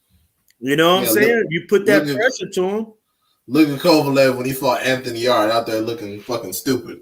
Yeah. Boy, I felt bad for Yard. I was like, nigga, if you won that fight, you probably wouldn't even gonna make it home. How about Anthony Yard? Boy, the way that you could feel the awkward silence in the room when Yard came out dancing to some nigga music. Yeah. Anthony Yard. That shit. Hey, I was like, man, I nigga lit. Yard, man, you should put that video up, man. That's the greatest thing I ever seen, man. What video? Anthony Yard and his trainer. Or the Lions in the camp bullshit. Yeah. Oh my god, that's so corny. All that bullshit. You couldn't even slip a jab. Garbage. You couldn't even give him no legitimate training advice. You just told the nigga Lions in the camp. That guy needs a trainer, man. And you see, but in the second Lyndon Arthur fight, you see how he just said "damn" on that boxing and just jumped on his ass. Yep. Yeah. If you're ever dealing with a superior boxer and you have nothing else, like I said, that's how Charlo would need to fight Canelo. That's how Valdez would need to fight Shakur. If you know that boxing isn't your skill, like that's how Berlanga should have fought fucking Steve Rhodes. Just throw all that shit out the window, just jump on his ass. Nah, real shit. That's how Gachet probably should have fought. Hey, man, I take that back. That's funny what Extreme Willpower said, that maybe Devin need to load up his gloves like Tyson Fury so they don't rob him in Australia. It's crazy. Hey, maybe. Stack your gloves. Stack your wraps. Right. No, I think you can only get away with that in Nevada, I think, which is why Abel Sanchez had an issue with Canelo. Yeah, I think you could only get away with that in Nevada. Hey, you might could get away with anything in Australia. Yeah, but I encourage Devin Haney to do whatever's necessary, especially since he's up against the top ranked machine. Yeah, man. I encourage him to do whatever he feels is necessary. Stack his wraps, all that.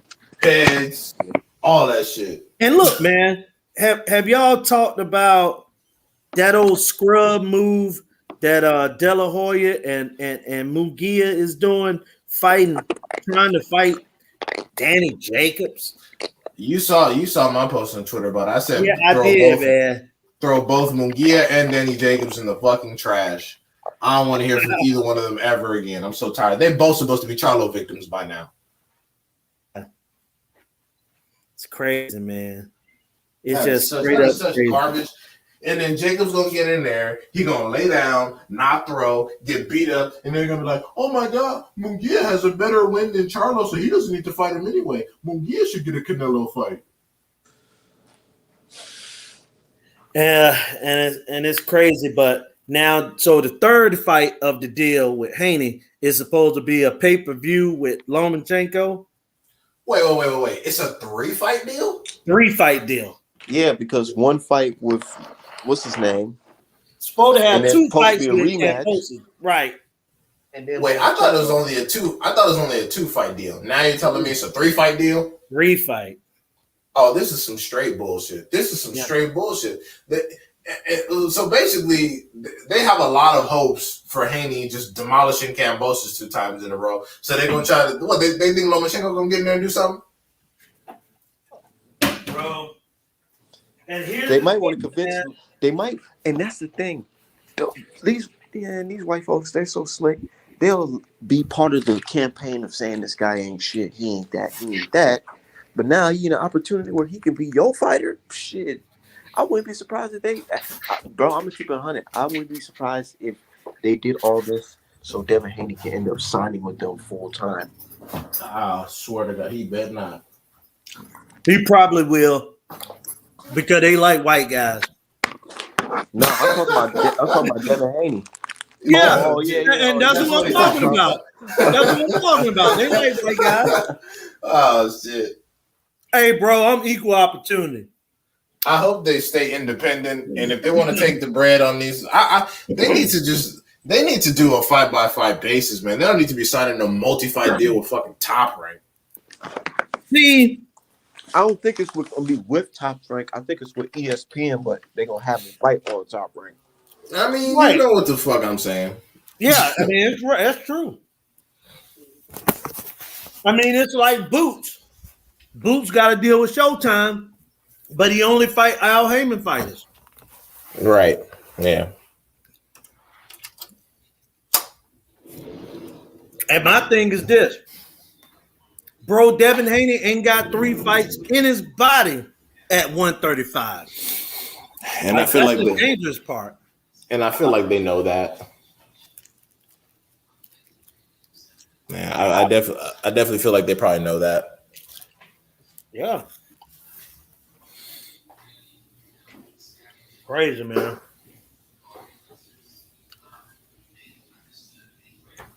I was just reading the guy's comment. Oh, talking about that lawsuit. Right. Yeah. Yeah, I mean, he can't. Yeah. No, he can't. Hold on, my bad. I said Top Rank might have listened to my live stream and took my advice. Try to get Devin Haney on the team and have that Black Allegiance of Doom. You know what I'm saying? It's only a Legion of Doom if they fighting each other. They're going to try to fight the other network's fighters. Yeah. Okay. So like do PBC mixed match fights, but the thing is, at lightweight on the PBC side, the best Frank Martin. Frank Martin, Rivera, Tank. El Rayo. Yeah. And Tank gonna be going to 40 and all that stuff too. You know what I'm saying? Tank is the only one I give an opportunity to probably smoke all of them in a row. Maybe Frank Martin, but if I was gonna, I think Shakur stop his train. I've always picked Shakur to beat Tank Day. I like Frank Martin, but yeah, he's kind of showing me. Unless I see other fights, he's kind of showing me that he's kind of one dimensional. If that makes sense. What you mean? Damn. I don't think that Frank Martin's one dimensional. Like I'm just what I mean by that. It's like more of a straightforward fighter. I don't see him really mixing it up like a Boots. He's more of like he kind of reminds me of Errol Spence a little bit. And I ain't saying Errol Spence is trash. Y'all know that. But I'm saying like there's nothing too flashy, special. It's just well, that's good. Basic foundation. That means that you are fundamentally sound. I mean, but you notice how when he faced adversity against Duno and he got clubbed over the head with that right, he just decided to end the fight. At first, he was trying to box, but then he realized that Duno was just an unorthodox puncher. All of a sudden, he just loaded up and put Duno down. So I like the fact that physically he may look basic, but mentally he knows how to make some adjustments. Same here. That's what I'm thinking. Damn, this nigga. Hey, I think Frank Martin would win one of those fights. Yeah, I think Frank could pull an upset, but I also think that Frank could get beat by all of them, but Frank could also win a couple of those fights.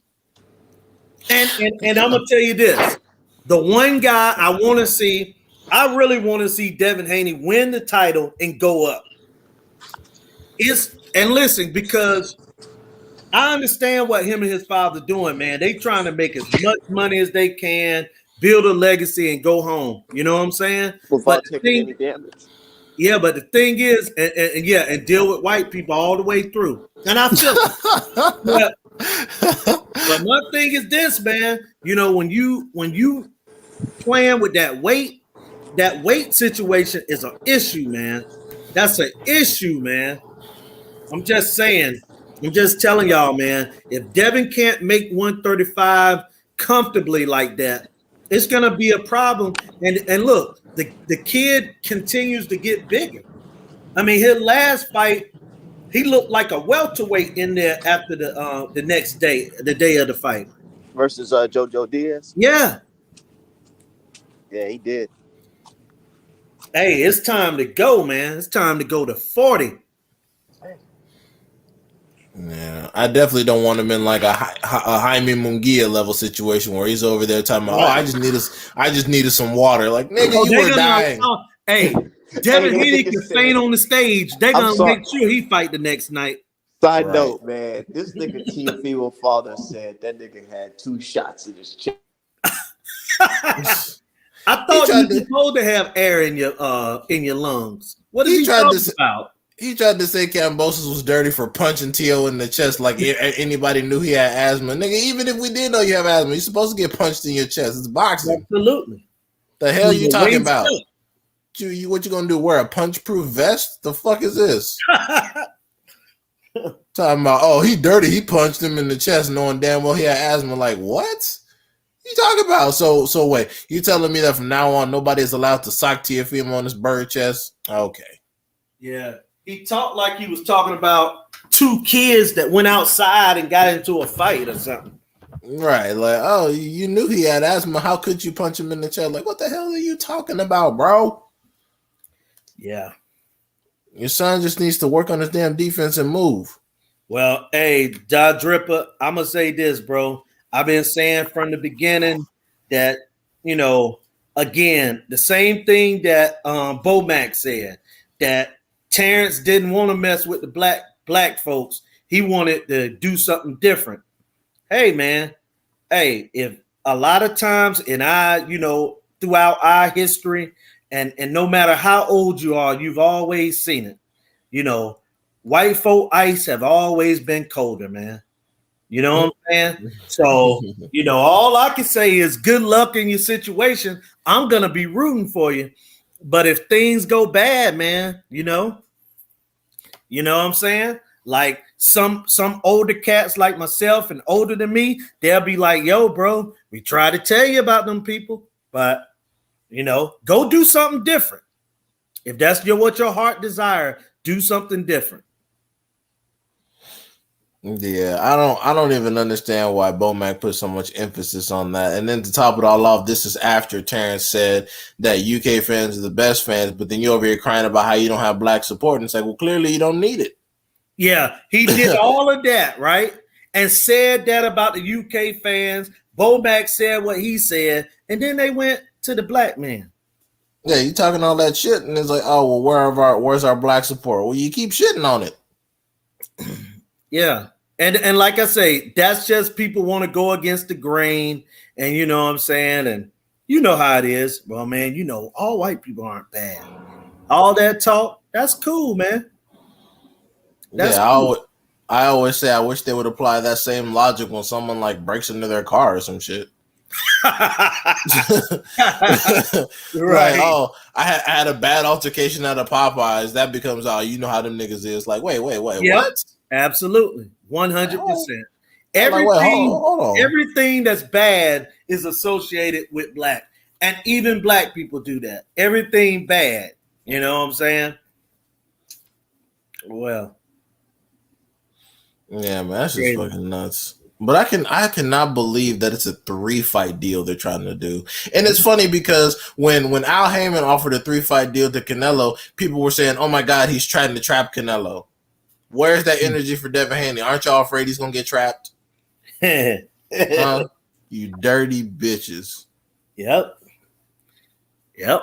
I'll run you right into a trap. Hey, Art Man, how did Joey Spencer look last night? Oh, Joey Spencer did fight, huh? Yeah, he fought the last fight before the televised part. Damn, I missed so much boxing moving yesterday. Fuck, I gotta watch all the fights again. Well, no. It wasn't shown. It was the off TV. It was the fight right before the televised part. So nobody saw it. That's why I was asking Art Man, did he see it? Damn, why is Joey Spencer still fighting on non-televised? Well, I think it's smart, bro. And I'm going to tell you why. Because the guy he fought wasn't a bad fighter. But Joey is fighting, at 54. And Joey needs as much experience as possible before he start moving forward. Like, he ain't even at the point where I can say throw him on in like Tim Zoo or one of them guys. Because I mean, think about this: what would happen if we see a come up fight of Joey Spencer and Charles Conwell? You know what I'm saying? Like we'll see a ring injury. So that's why I'm saying that he needs to just, you know what I'm saying? Do what he need to do off TV, and then when he ready, then you throw him in with somebody. Well, Julius, that's what I be talking about. You can't ever really be ready for someone like a Charles Conwell, like a Wilder, like a Fury, like a Spence, like a Crawford. There's no sparring you could do to really adequately prepare. That's just some shit you're gonna have to get into. Well, you're gonna have to get into it, but one thing you can do is if your skills haven't developed, and he came out of the amateurs at a time when you're supposed to really learn. You know what I'm saying? Like the pros is really, to me, about fighting the top guys. But if you got your amateur career stunted, or if they took you out of amateurs too early, like they did with him, because he was supposed to have been trying out for the Olympics in 2020. Instead, they turned him pro in like 18. So he needs that experience. But you're right. You can't ever get ready for Charles Conwell. You never can get ready for this guy, that guy. But what he can do is he can get all the good, okay people. You get what I'm saying? And fight them. That's what he needs to do. And that guy was one of those types that he fought. But what this guy, everything I walk through, white people cars, all I hear is door locking. Absolutely. You know? Shit, him and what's his name? Him and Jesus Ramos need to go ahead and get like 2 fights in and then scrap each other. Yeah, Jesus Ramos will win both fights. No, I mean, like they need to have 2 other fights that are not each other and then scrap each other. And then set it up for each other. Hey, Al Haney, he definitely will. I'm gonna tell you a guy, the guy that Goucher knocked out,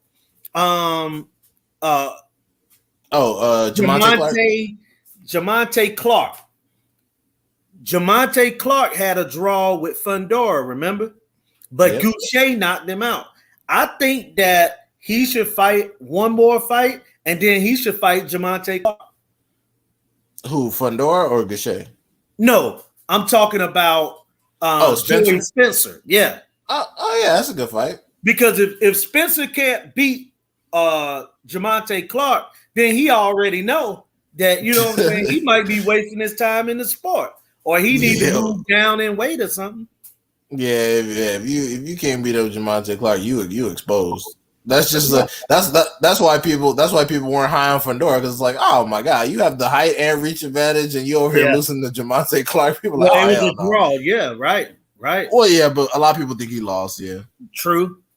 I definitely think he lost. I watched the fight back. I was like, yeah, you didn't win this.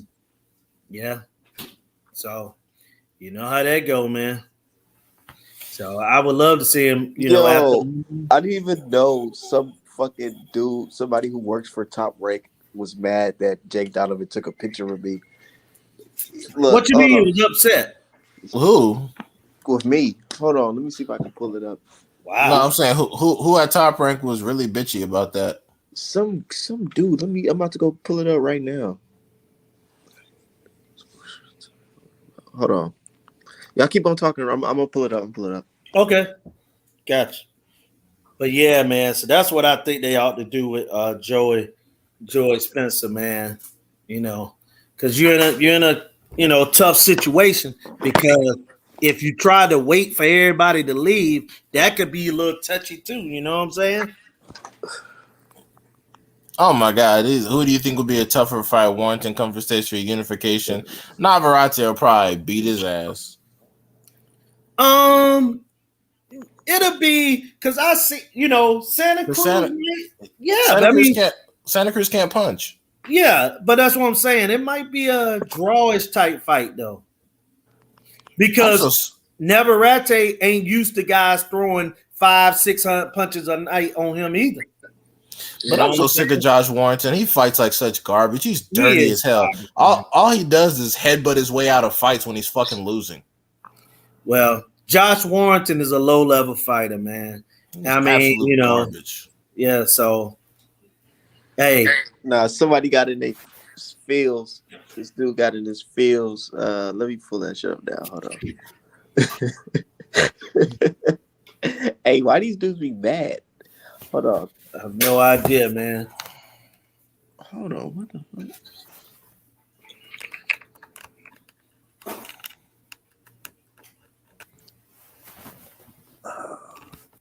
Okay. Right here. Here it is. Let me flip the camera. My bad. I know I'm just all fucking No, it's all good. Can y'all hear me? Yeah. Yeah. So Jake Donovan, me and Jake Donovan took this picture last night, Mm-hmm. and he said the one and only said the one and only Art Man boxing helps round out my first armory experience. You know, shit got a lot of likes and retweets and shit. And then one of the retweets was this guy talking about some. Now everyone he didn't pay off Wilder Fury bets can collect. Nigga, who Devin are Corn, you? okay. And then you look then you look at him, media Yeah. relations director for Top Rank. Yeah, oh yeah, my yeah. fucking God. What a fucking I've heard loser. that guy before. And I said, you guys don't hear me? even, Yeah. I said, bro, I didn't even know this loser works for Top Rank. I said, you better be worried about promoting your fighters, or you'll be serving me Chick-fil-A sandwiches this time next year. He's nothing what's like the dude's that. name? You know what? Evan Corn used to Evan work Corn? with Lou DiBella. He used to work with Lou DiBella before he started working with Top Rank. And he's in public relations or something like that. He's not even in, no job like that. He's in public relations. Can you guys hear me? You see what I be trying to tell you guys? They need to fire bitch made niggas like that and hire guys like Art Man Boxing to fucking help promote y'all fighters, because this little fucking dweeb, I didn't even know who the hell this guy was. Right. Yeah, and I only know him because he always, got his nose in something that it shouldn't, like that. And my thing is this, man. We definitely need fresh blood in boxing. You get what I'm saying? And I ain't talking about nobody that's into a lot of beefs. Because one thing I can say is that I haven't seen you, Art Man, start beefs. Like, people are beefing with you. You get what I'm saying? Like, that's their life. Like, some people just only get on Twitter and the internet just to beef with people. You know what I'm saying? That's their life, is beefing. And that's why I be like, sometimes I be really thinking to myself, like, I don't really do that beef stuff. Like, one of these days, y'all gonna catch a Suge Knight type of character. He gonna come and slap the shit out of y'all while y'all typing. Hey, man, nonsense. It's this one dude. I don't know his name. He a black dude. He be on the boxing thing. He a big guy, right? Big dude. And he be catching people when they be talking trash. He'll like pull up their location and stuff like that, and be talking about come and see me and stuff like that. So they be getting him taken off from Twitter all the time. He gets suspended and all type of stuff. But he's one of them characters that you talking about, man. Like, you guys hear me? These people, bro. Can you hear me? And that's we can hear you. And that's my thing. Okay, I'm not an advocate of violence, but right. Sometimes, I'm one of the last of the dying breeds. I was raised in the G checking era, where if you said something foul, nobody would just let that shit rock. Somebody would check you for what you said. Mm-hmm. And a lot of people, they don't have that. I miss those days where you just can't say any old bullshit. Right, you get checked. Yeah. I advocate for violence. Fuck that. I'm tired. I'm tired. I'm tired of these garbage motherfuckers. I remember that's the California in you. I remember when I was living. No, California is a relatively peaceful state. This is my people from the South. Right. And California is fine, but like when I was in California, all these bitch ass racist dudes, I had no idea they were all on the East Coast. So they were talking all this big shit. Come to the gym. I tell these dudes, I finally moved within driving distance of New York. Hush mode. I'm getting blocked by like 30 people. I'm like, so y'all thought it was real. They got that same energy, huh? Like y'all thought a lot of people who's talking all that smack, they talking about they want to go to the Fulton fight here in good old Minnesota. I heard that. I said, who's gonna be out there, right? Yeah, my boy Slim gonna be coming. My boy Slim is gonna show up. I gave him his props. I was like, "Oh, you going out to Minnesota?" Because I told and I started tweeting when I saw the crowd before the I mean, this was early in the day. They already had 4,400. You know what I'm saying? Like, I'm like, I was impressed because everybody was already to the fights before doing the preliminary fights. And yeah, I was because a lot of people don't really, a lot of the casuals, they didn't really know what's going on. They just know it's a boxing match. They don't really know that, the real right. fights don't start till like Hey, whatever. They was just there to go have a good time. hey, what did I tell y'all before, man? The Minneapolis Twin Cities is one of the top 10, not just boxing, sports cities in the world. And like people just, you know what I'm saying? I say that, they like, oh yeah, right. No, I'm serious. The Twin Cities, they got every sport and they participate in every sport, man. Look what they hand out. They got David Morrell on the cover at the There you Armory. go. And they said they don't give a fuck about he got the light champion. Nigga, they say the world super middleweight champion, Right. Morrell Jr. Good Right. luck getting his crazy ass some fights. But Well, he fighting. I'm just Calvin showing Henderson. I'm just showing you they got Yeah. him on the front. Right. front. Over Fulton. And Fulton was on the back. Right. That's why Fulton be talking about how he needs more love from Philly because they don't really be propping him up super heavy like that and stuff. So, but Philly has a bunch of talent though, so it's hard. Your boy Yeah, trying to get in, Art man. Who? Crod. Let me send Crowd the message. Hold on. Yeah, Morrell do be looking fresh. That, like I said, that shit is so funny how they be showing him in America in gold chains and all that. Meanwhile, his family probably back in the gulag and shit. They be showing him at the pool side with jewelry and stuff, and I'm like, don't you have kids? Hey, Kev, in effect, I didn't sit here and say that Minnesota was what it was with race relations with black folks. I ain't crazy when the United States just turned upside down in Minnesota. You know what I'm saying? Oh no, I was there. There. So no, I'm saying what Kevin effect talking about. The Twins were the last team to get black players. Yeah, I'm not saying that. Like I say, we all know that Minnesota is struggling with race relations, just like a lot of other cities and states. Yeah, especially that damn police department. Yeah, they need a Department of Justice level audit. Right. No, well, I'm not saying that, bro. I'm talking about the Twins.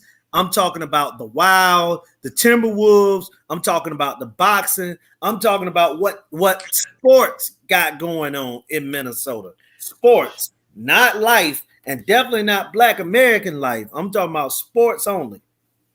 Shit, man, I swear to God, bro. Like the entire state's policing practices need a federal level Department of Justice audit.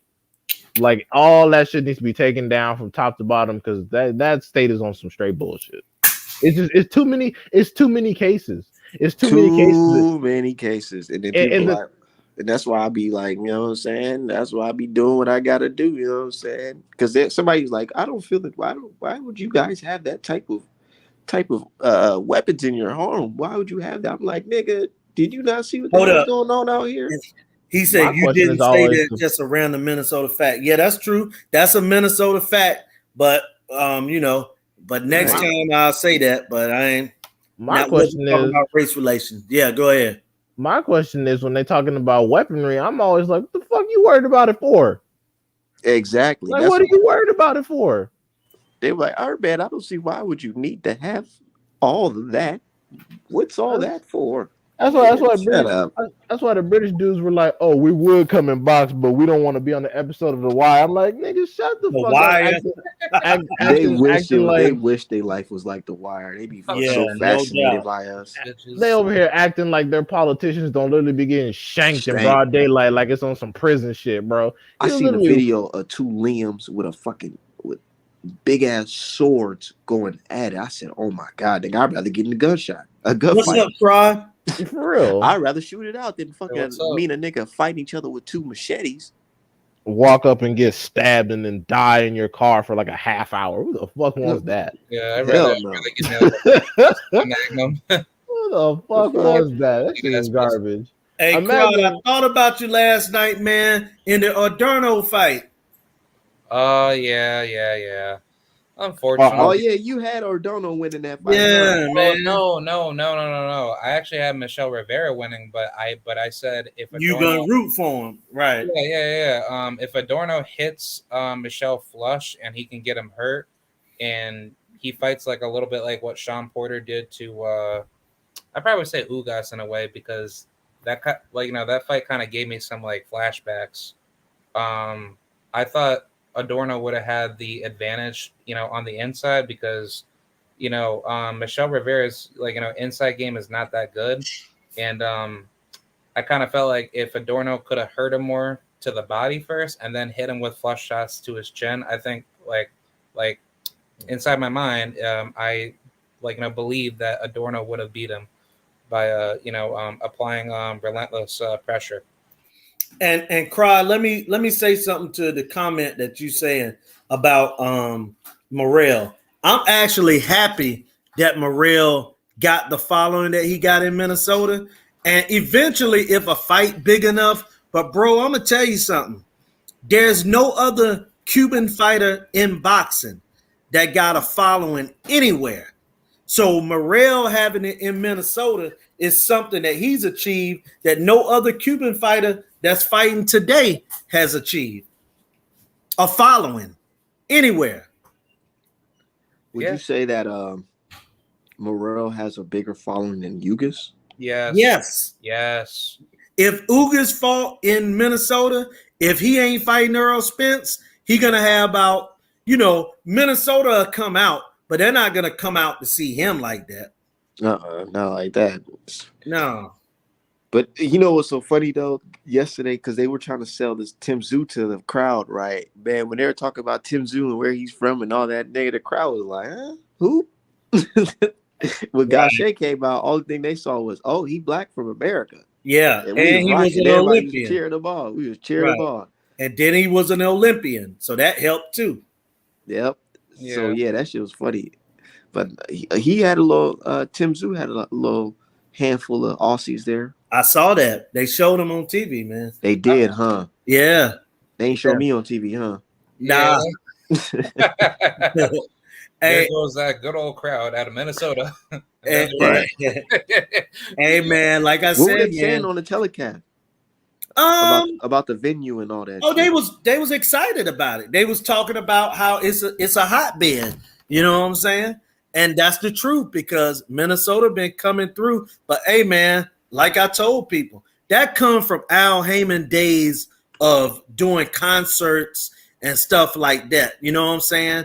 And having success, and it doesn't matter where you are as far as crowds go and stuff like that, because everybody loves entertainment and some areas love sports more than others. And I've already explained Minnesota is a sports city.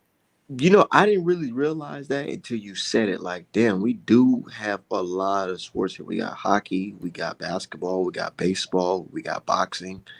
We got soccer. Yep. Got all of them, man. Got everything. Everything. I was going to say out here in Albany, there used to be boxing fights out here at the Armory. And it's called the Armory out there too? Yeah. It's called Lark Street Armory. Check it out one day. But there used to be some good fights, but I really do hope that hopefully one day they could actually bring back fights, to the area, because I do believe instead of making people go all the way out to New York City or the Turning Stone Casino just to go see a fight, I think Albany can have that same similar, crowd popularity fan base to be having fights at the Armory or possibly at the Times Union Center or maybe even Saratoga, racing track casino, mm-hmm. Right? Hey, bro, I'm gonna tell you, man. I think you say you from Albany, right? Yeah. Albany is another little sports venue, and I'm gonna tell you, man, because Albany, I've been out there, watched a little basketball tournament, NCAA tournament in Albany. Yep. Albany. If Amir Imam you know, when he came out and when he was good, when he beat Ugas, if Don King was trying to be a promoter, he could have sold you know, Amir Imam. He could have been Albany, a good fighter at Albany. And I remember that in upstate New York, Felix Trinidad fought a guy, Grumpy. I got to pull up his name. I can't remember. I remember him. It was a little black guy, a little short black dude. He was, yeah, no, but what I'm saying is they fought in upstate. It was either Albany or Buffalo, and they sold the place out. You know what I'm saying? Awesome. So Yeah. I'm just letting you know that that's a little boxing, little hotbed, man. But again, you know, guys got to think outside the box, and a lot of boxing people, they always think Vegas. You know what I'm saying? And all this kind of stuff. And I'm about to give you this guy named Larry Barnes. Larry Barnes. Yeah. Did they call him Grumpy? And Larry Barnes was the fighter, and he was from either Buffalo or Albany. I can't remember right now. It was somewhere. I'm about to pull this thing up where he was from, so I can let you know, man. He was from Mount Vernon. Yeah. He was from Mount Vernon, but he fought out of like Buffalo or one of them places. But yeah. I'm just telling you, man, like, you know, you got to think outside the box, man. Minnesota is a good sports city, man. It is. And one thing Jake Donovan was complaining about, because he was like, hold on, man, I'm getting a little contact high. Oh yeah, I know. He tweeted that out. That's why I threw your name out there. I mean, yeah, man, that is different. I ain't gonna lie, man. You know, there was several police officers there. They ain't nobody give a damn. Right. Because it's decriminalized here in Minnesota. Right. It's not like where, if you get caught up with a gram or something, you're gonna go to jail or some shit like that. Right. They'll just give you a ticket. Of course. And it's about to, and you've seen the way sports is going on. I think they're about to make it where it's legal, where we can bet here in Minnesota. That's what I'm waiting for sure. Yeah, I think it's gonna be in every state real soon, man, because that's a money avenue that every state. I mean, because you got to think, every state got a pick 3, got a pick 4, and a pick 5, or whatever it is in your state. Every state got that kind of betting. See what I'm saying? Every state got that. So DC now has the sports betting, and New Jersey got sports betting, and Vegas got, and Delaware, and all them states make billions of dollars off that betting, man. Could you imagine if folks could go and bet on the NCAA tournament and not, you know what I'm saying, and not have to do it online, but actually could go to the Metrodome and put in their bets? It'd be packed there, man. Yeah, they just need to make it, well, you know, from like a market standpoint, businesses just need to just do their part of, like, you know, let's just say me and you go see like the Eagles play the Minnesota Vikings. Right. And, like, you know, if you want to bet on your Eagles and I want to bet on my Vikings, you know, we could put our money down and then we could basically match that bet. And then whoever's going to be bidding for like the favorite team or the unfavored team that will be like the betting underdog, we can get our cut, you know, from that game. So that way we can get paid, you know, like, you know, from, you know, either team that, like, you know, that possibly wins, you know, or lose. Right, man. Yeah. And, you know, Art, man, this a little off subject, but it was funny to me. So I seen a dude on Twitter this morning, because Art Man has said that now that he's drawing, now you got guys coming all out in the woodworks trying to do art and stuff like that. And the guy tried to put it on his wife. Oh, my wife drew this picture of Joe Louis. And it was just funny, man, because I just was thinking about it, man. I was like, man, these people are amazing out here, bro. They be watching it, and then that's me trying to tell people, like, just like how I know that dude worked for Top Rank. It's like, man, y'all be sitting here watching it, because I'm trying to tell people that it don't matter if we got 3 people in the chat, 10 people in the chat. They notice that what we saying is coming to life. Yeah, I mean, look, man, people be watching, and you don't even know they watching. All that you see, and that's why a young lady, I ain't gonna say her name, but she was talking about one time because she got a little frustrated because the people weren't in the chat and stuff. I said they ain't got nothing to do with people on video. People watch on YouTube. You know what I'm saying? People be putting in boxing and this shows up and they watch it. They might not want to be heard. They just might want to listen. Because these videos I do, it'll have like 10 people in the chat while we watching 15, 30, and then when it's over a day two later, the shit be having like 200 views, 100 some Yeah, views, 1,000 500 views. views, right? Yep. Because and also the one thing that I have learned from looking at all type of videos is that a lot of people like edited stuff. So they may like 15 minutes. You know what I'm saying? Like they might not want to watch as long as this show has been on 2 hours or whatever. They made like 20 minutes where they talking about Chess Canelo, or they talking about Deontay Wilder, or they talking about Mayweather. And so they'll just listen to that portion and then they don't watch the rest of it. You know what I'm saying? They watch what they want to hear. What they want to hear, and then they through with it. But See, it's still a view, right? When I do this boxing talk stuff, it's not in the gain of, I'm gonna make a lot of money doing it. Right. It's just me just talking boxing as a fan. I make money selling hoodies. That's what I do. Right. And I have a regular job like everybody else. Right. Hey, you got to go ahead and get that license, man. Nike, and you got to be like, get all the promotional sponsorship deals.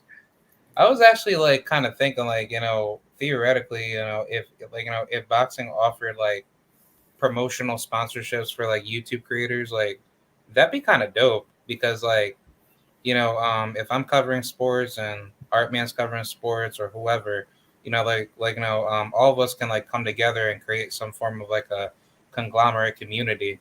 To like, I agree, man, because I've been thinking about doing a show myself, but it may be on other sports than boxing. You get what I'm saying?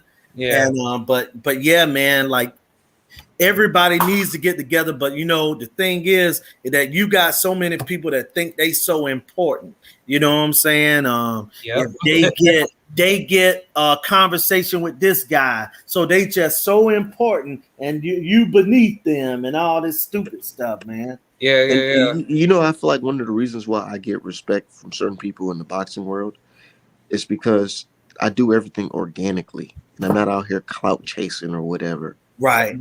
And I really do what the fuck I talk about. I go out here, I hit the bag, I learn how to box. Right. I fucking watch boxing all the time religiously, paint boxing, know how to sell it, and I support the sport. Right. Financially. Right. By going to the fights. And I mean, that's the thing, man. I never look for any type of hand me out. Stop. Me neither. Get in there. Yeah, because some guys do, man. That's why they won't make certain comments. Like there be times that I be tagging people, and I do this in boxing. I do it with the basketball people, and I do it because I know that other person ain't gonna say nothing about this person. Even though they know that person is saying something that they disagree with, I'm gonna tag you on it because, man, all that butt kissing stuff ain't gonna get you no closer to nothing. And prime example is barbershop conversation. All those years of him saying all the positive stuff about PBC, and then the first time they took them credentials, then he retracted all the good that he said for a year, and now he been on a 2-year hating situation, and that's because you shouldn't have been kissing butt in the first place. You know what I'm saying? You should have said what you really felt. I actually called into a show the other day to talk with him about the Devin Haney situation and some other topics. But he used to talk to Devin Haney all the time. Yeah, I just kind of feel like every time when he talks about any topic, especially like PBC related, like like correct me if I'm wrong. He seems to shit on like a lot of the success of what PBC is trying to do. But Bro, this is something cry that you see, and this is something that me and Art Man have seen our whole life, man. It's a part of our community that hate to see another one of us somewhere that they're not. And also, some people are double agents, and I'm gonna give you an example. Somebody, I don't know who it is, but someone all of a sudden started talking about making a movie, and they made a short movie about a black legend, and you know what I'm saying, in Black American history, called them pedophiles and everything, made a movie about it. See, those are their true, that's what they were in for. They use boxing and stuff like that, man, just to fund what they were trying to do. That's what they were really in this for. They wasn't in this about boxing, because if you think about it, their boxing knowledge is minimal. They don't even really know boxing. A lot of these people got other dreams and aspirations, man. You know what I'm saying? Some of them want to make documentaries. Some people are in it because they want to be like a Whitney Williams, or you know, some type of talk show host or something. Like, we don't be knowing, man. They just use boxing to get there. That's all. Shit, I use boxing too. I've been an artist before. I was a boxing fan. Yeah, but you talking about merchandise and you know what I'm saying, in a sport, as far as selling, you know what I'm saying, your shirts and things like that in the sports field. I'm saying that some of these guys got things ain't got nothing to do with sports. They're not having nothing to do with sports. Like a documentary, a documentary about Louis Farrakhan. I mean, not Louis Farrakhan, but you know what I'm saying? Elijah Muhammad. So I'm like, nah, because the story, I already know the story. Exactly. Why we gotta keep? Why would you retell it unless you just want the coon? It's just like with R. Kelly in that situation, okay? R. Kelly, we saw what R. Kelly did. So why we gotta make a film? Because a lot of times, and these people, they don't be caring about them victims, man. They don't. They don't care about them victims. It's the same bullshit with fucking Jeffrey Epstein. Everyone, you know, knows that, you know, he's a sick, you know, piece of shit. But it's like, why do people give it like a pass for all the victims that? Right, because they don't care about them victims, bro. Yeah, it's like, you know, if they cared about the victims, that whole trial that they just had with his wife would have been on full public display. Public display. Ghislaine Maxwell. I don't know what her name is, but she probably not even alive. Honestly, like, I just hope Eddie, like, I just hope Jeffrey Epstein gets killed, because, you know, he's a disgusting piece of shit. They say he did, right? Well, I don't think so. Like, I think that was just all for smoke and mirrors at the end of the day. But I mean, if he actually I'm gonna put my tip for Kufi on. It's two people I don't think is dead. I don't think Jeffrey Epstein is dead, and I don't think Steve Jobs is dead. Really? Yeah. yeah. He's probably living in like some, you know, out of nowhere. They probably I'm thinking they got that motherfucker froze up, and he gonna pop up in the year 2090. Yeah, freeze everything, his entire body. like Futurama. Oh, what just happened? Oh, well, sir, you've now entered into year 10,092, and we just felt like you're too smart for your generation, so we needed you for the future. Yeah, you know, but the state is already over. You know, all the governments are already destroyed. Mankind is doing better, so yeah, here, like, you know, here you go. Life is now better for you. This is the part of the show where we go on from boxing to other things. And Tay, and also I wanted to say this. We know that what Elijah was, but this person had on different people from the Nation of Islam for 2 years almost. And it wasn't because he was interested in the Nation of Islam. It was to gain information for his short movie that he was going to make. You know what I'm saying? The customs and all that, just because he knew without telling everyone what he was going to do to the Nation of Islam and Elijah Muhammad. And no one is definitely not advocating for Elijah Muhammad that he wasn't a pedophile or anything like that. Yeah. I'm not saying he wasn't sleeping with young girls. I'm just telling you what happened. But we need to keep that energy for everyone. And that includes I know, Elvis because Presley, if you think about a lot of these motherfuckers, like that, worse. Man. Yeah. But I was gonna ask something boxing related. Is it now final that Devin is now fighting Kambosos? 3-fight deal. 3, but he got a fight on ESPN. Yep. Fuck that. first 2 fights gonna be in Australia too. Man, dude, I really hope Devin beats like the living shit out of him. Everybody is saying that he gonna probably get robbed down there in Australia unless he knocked this guy out. Like everybody's saying that. He gonna have to get some Reyes gloves, like the ones I'm throwing right now. Yeah. I think Devin needs to get puncher's gloves so that way he could hurt Kambosos. But the other thing is, more so than the gloves, he gonna have to fight in a style that he's not, really. Leave Ben Davison, man. Man, oh man, I don't get it, man. Hey, look, excuse me, Cried. I got to get back into my black thing, man. Why do these guys love these white guys, man? I keep saying this about Devin and his dad, man. They love working with them white boys, man. Ben Davison, this guy's 30 years old, 31. Ain't never let a fighter nowhere. He trained Tyson Fury to a draw with Wilder. And here's the thing. Tyson Fury arguably lost. But here's arguably lost, but I honestly believe he lost. But here's the thing. Tyson Fury is older than him. Tyson Fury know more boxing than Ben Davison. Like what, outside of Stephen Breadman Edwards, who else has co-signed Ben Davison like that? Nobody. Come on now. I never heard of Ben Davison until this whole Tyson Fury shit. Exactly. Yeah, like if you already got 2 of like your fighters knocked down or arguably like knocked out, then like at the end of the day, like nobody should be looking at you as a credible trainer. Hey man. Also, on top of that, didn't Josh Taylor just look terrible his last fight? Yes, sir. Who was there? Ben Davis. Who was in the crowd? How about didn't Billy Joe quit?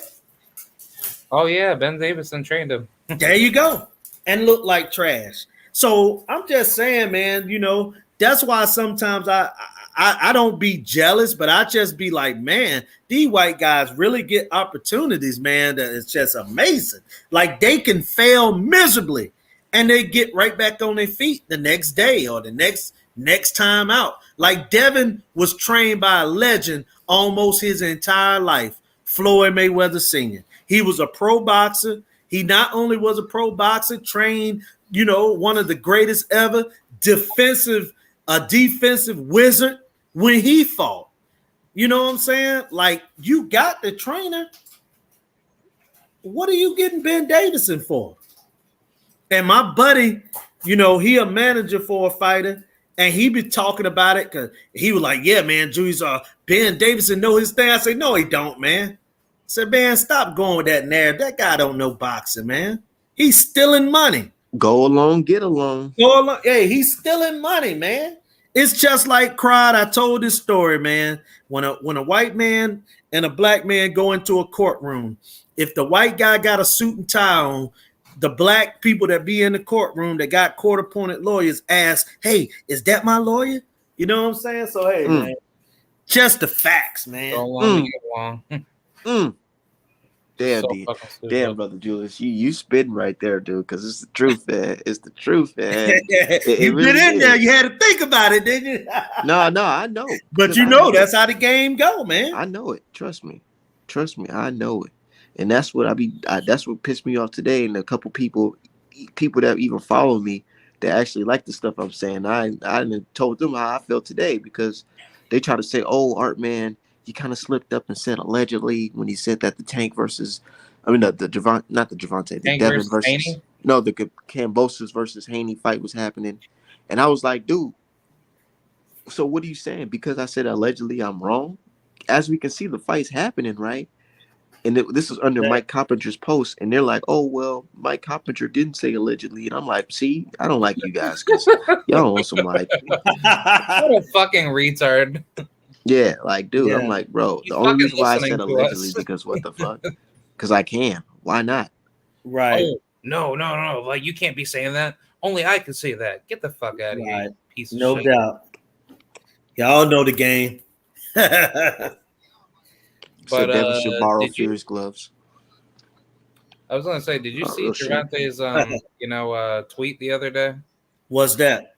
He said that he wants the winner of Haney and Kambosos, and then he tweeted out saying, I'll be fighting Wilder, like when they see this, like, tweet or some shit. Yeah. Well, I don't know. I didn't get what he meant by that. Like he's saying like they gonna give him that type of money Wilder getting, or what? Yeah.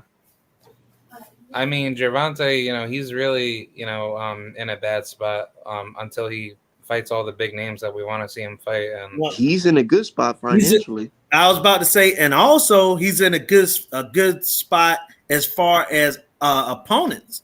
It's just a matter of do he want to fight these guys? Like, okay, he can't fight Loma, he ain't gonna fight Devin, but bro, it's bigger and better fighters. He just got to go up a few pounds. He Yeah. can still fight Regis Prograde. He can still fight Gary Antoine Russell. He can fight Matias. He can fight his friend Richardson. Like, he got guys he can fight, man.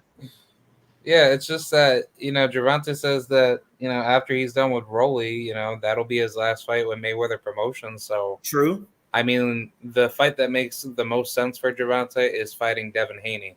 Because if Devin beats George in this fight series, now, in order for him to fight Devin, he gonna have to now wait about a year and a half. Oh yeah. So I probably say just stay busy fighting. But that's the thing though, Crod. It's guys that he can fight that are on Devin Haney level or above. He just gonna have to bite the bullet and fight these guys. You know what somebody told me? You know what Castro told me the other day?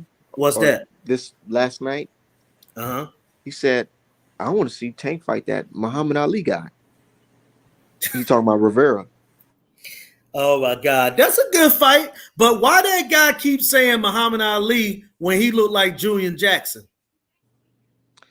I have no idea. Yeah, he looked more like looks Julian like Jackson Trinidad. or Trinidad, right?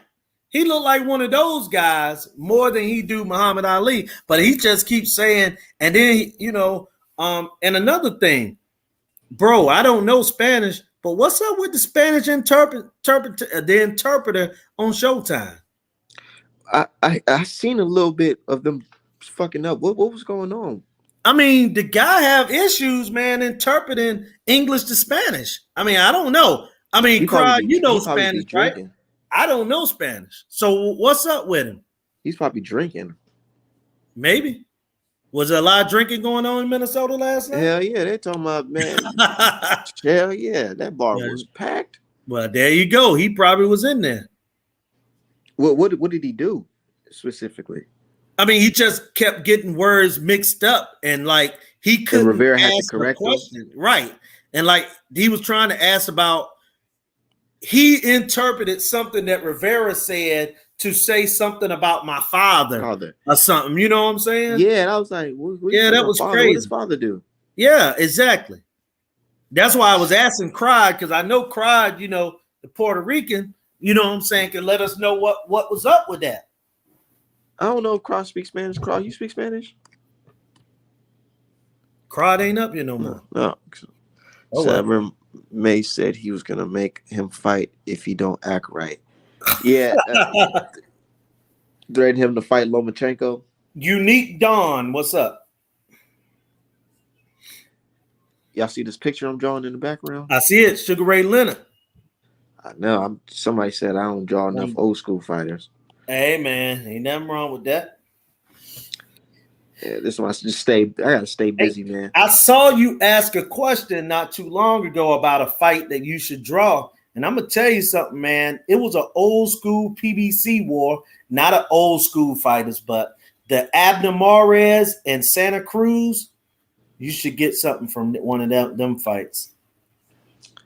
Man, I just be drawing whatever. To be honest, I swear, I just need to take a whole month of my day job off and just work on art. But that's your love right there, man. You're good at it. Straight up, somebody just paid me just recently. One of my clients just paid me recently to draw Westbrook out of basketball. Russell Westbrook, okay. Yeah, that's what I'm about to draw next after this one. Okay. Hell yeah.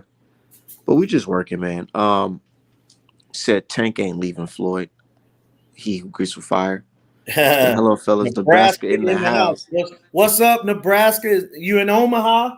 Lincoln? Which part?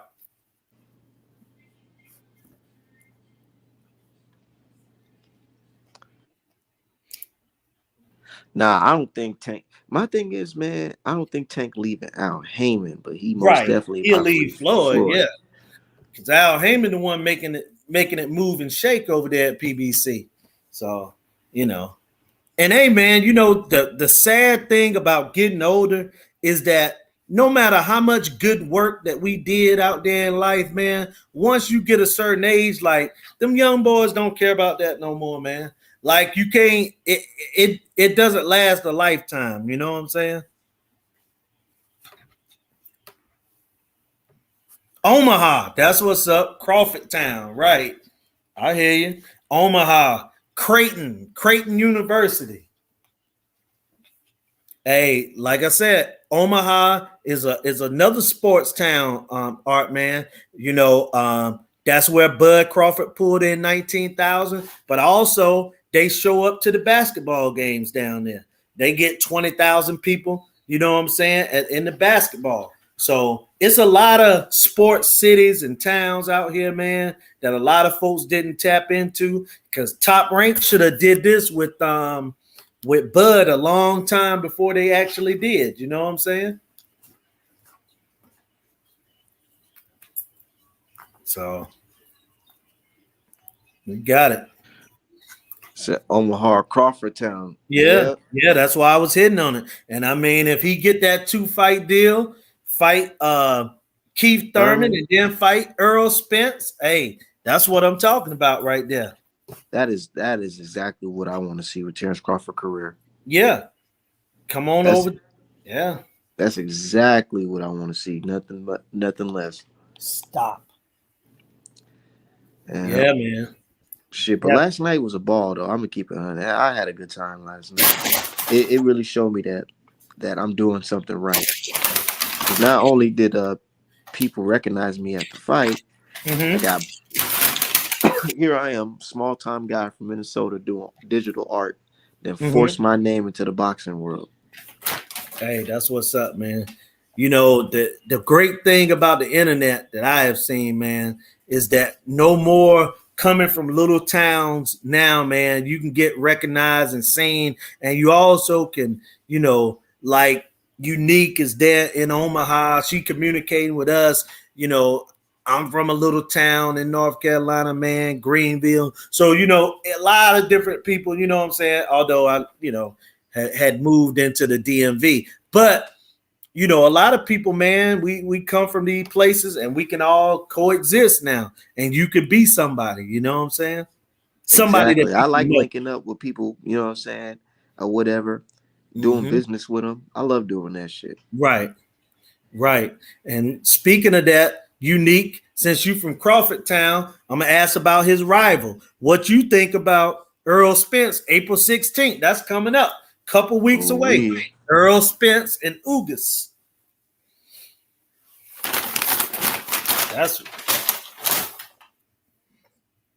And I heard Ugas, speaking of Ugas, he was talking about Rolly, was saying that Rolly was going to win and all that.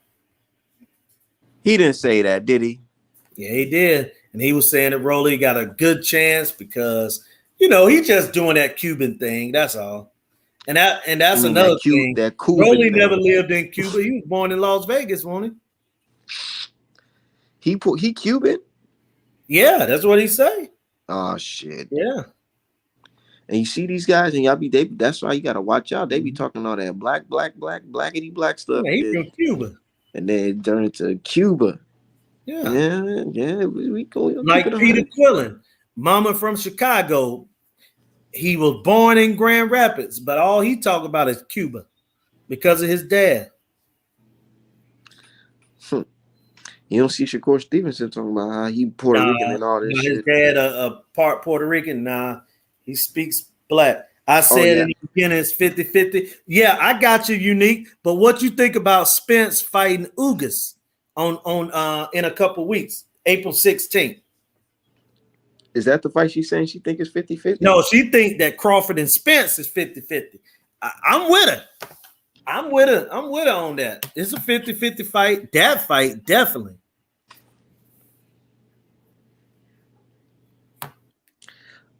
I was talking to my coworker. She's around 50. And she was like, yeah, she couldn't tell nobody about Sugar Ray Leonard back in the day. And all the girls loved him. Right. And all right. I was like, damn, really? Yeah. She was the way she was making it seem that like the nigga had mass sex appeal or something. I mean, Ray Leonard, man, was I mean, he was in every walk of life. Remember, he did McDonald's commercial, he did Pepsi commercials. Brother Julius, I not remember. Oh no! I'm talking about because I wasn't around. Right? No. I didn't mean it like you saw it, but like maybe people have said. That's what I'm saying. Like, no, I'm just messing you know with what I'm saying? Yeah. Because hey, let me tell you this. When he first got on the scene, I wasn't around like that either. Somebody said they spoke UNCG is UNC Greensboro, but Greenville is Eastern North Carolina. But UNCG that's Greensboro. That's a little different. But yeah, man. Ray Leonard was he was that man at one time, man. He was the Earl Spence man. Before Earl Spence. Absolutely, bigger than Earl Spence. You know what I'm saying? Like, but again. He fought sometimes. That's what I'm saying. Like he was regular TV. Was he the unified welterweight champion? Oh yeah, that fight against Thomas Hearns was a unified title fight. You know what I'm saying? A lot of these guys have been undisputed, but that was before the 4 belts. So that's why they be saying the 4 belt era. Yeah. You know what I'm saying? Because the WBO was the last title. Because they used to not recognize the WBO. I remember when that happened, they didn't. So yeah. Unique is right. Man, yeah, Unique is a year older than me, but Unique said she said I'm going with Spence, and yes, Ray Leonard had bad sex appeal, and I'm 46. Right. I mean, when we was kids, man, and he used to have his son. His son was named Ray Jr. And he used to have Ray Jr. on the commercials with him and all type of stuff. I know Unique remember that. So Ray was that man. Man, Ray they should have went. Man, they should have made that a full movie about him, man. Because I remember that movie they made about Roberto Duran, and they had Usher. They had Usher play Sugar Ray Leonard. And I was like, yo, that's pretty good casting. They could have had him do the whole thing. I'm gonna tell you, bro. Ray Leonard went through smoking crack and cocaine. He went through divorces. You know what happened with his eye? Yeah, you know that? Yeah, hell no. Yeah. So they could actually make a movie about Ray Leonard, but those are stuff I'm gonna talk about another time. But but definitely he went through that, and that ain't no secret. Like, Now, when you say crack, are you talking about cocaine or are you talking about crack, like that hard stuff? Hard stuff. Oh shit. But a lot of fighters went through that in the 80s. Remember when the crack epidemic hit in the 80s? A lot of people was getting high because remember they were just freebasing back then, freebasing the cocaine and stuff like that, and they just brought, and that's why. Look at this food. And that's why I always bring it up. What he done ate? I don't know. Hold on. Hey, hold on. Get this. Hey, Art, I'm gonna have to go, brother. I'm gonna have to run, Art. Yeah, me too. All right, okay. I'll holler at y'all. All right, man.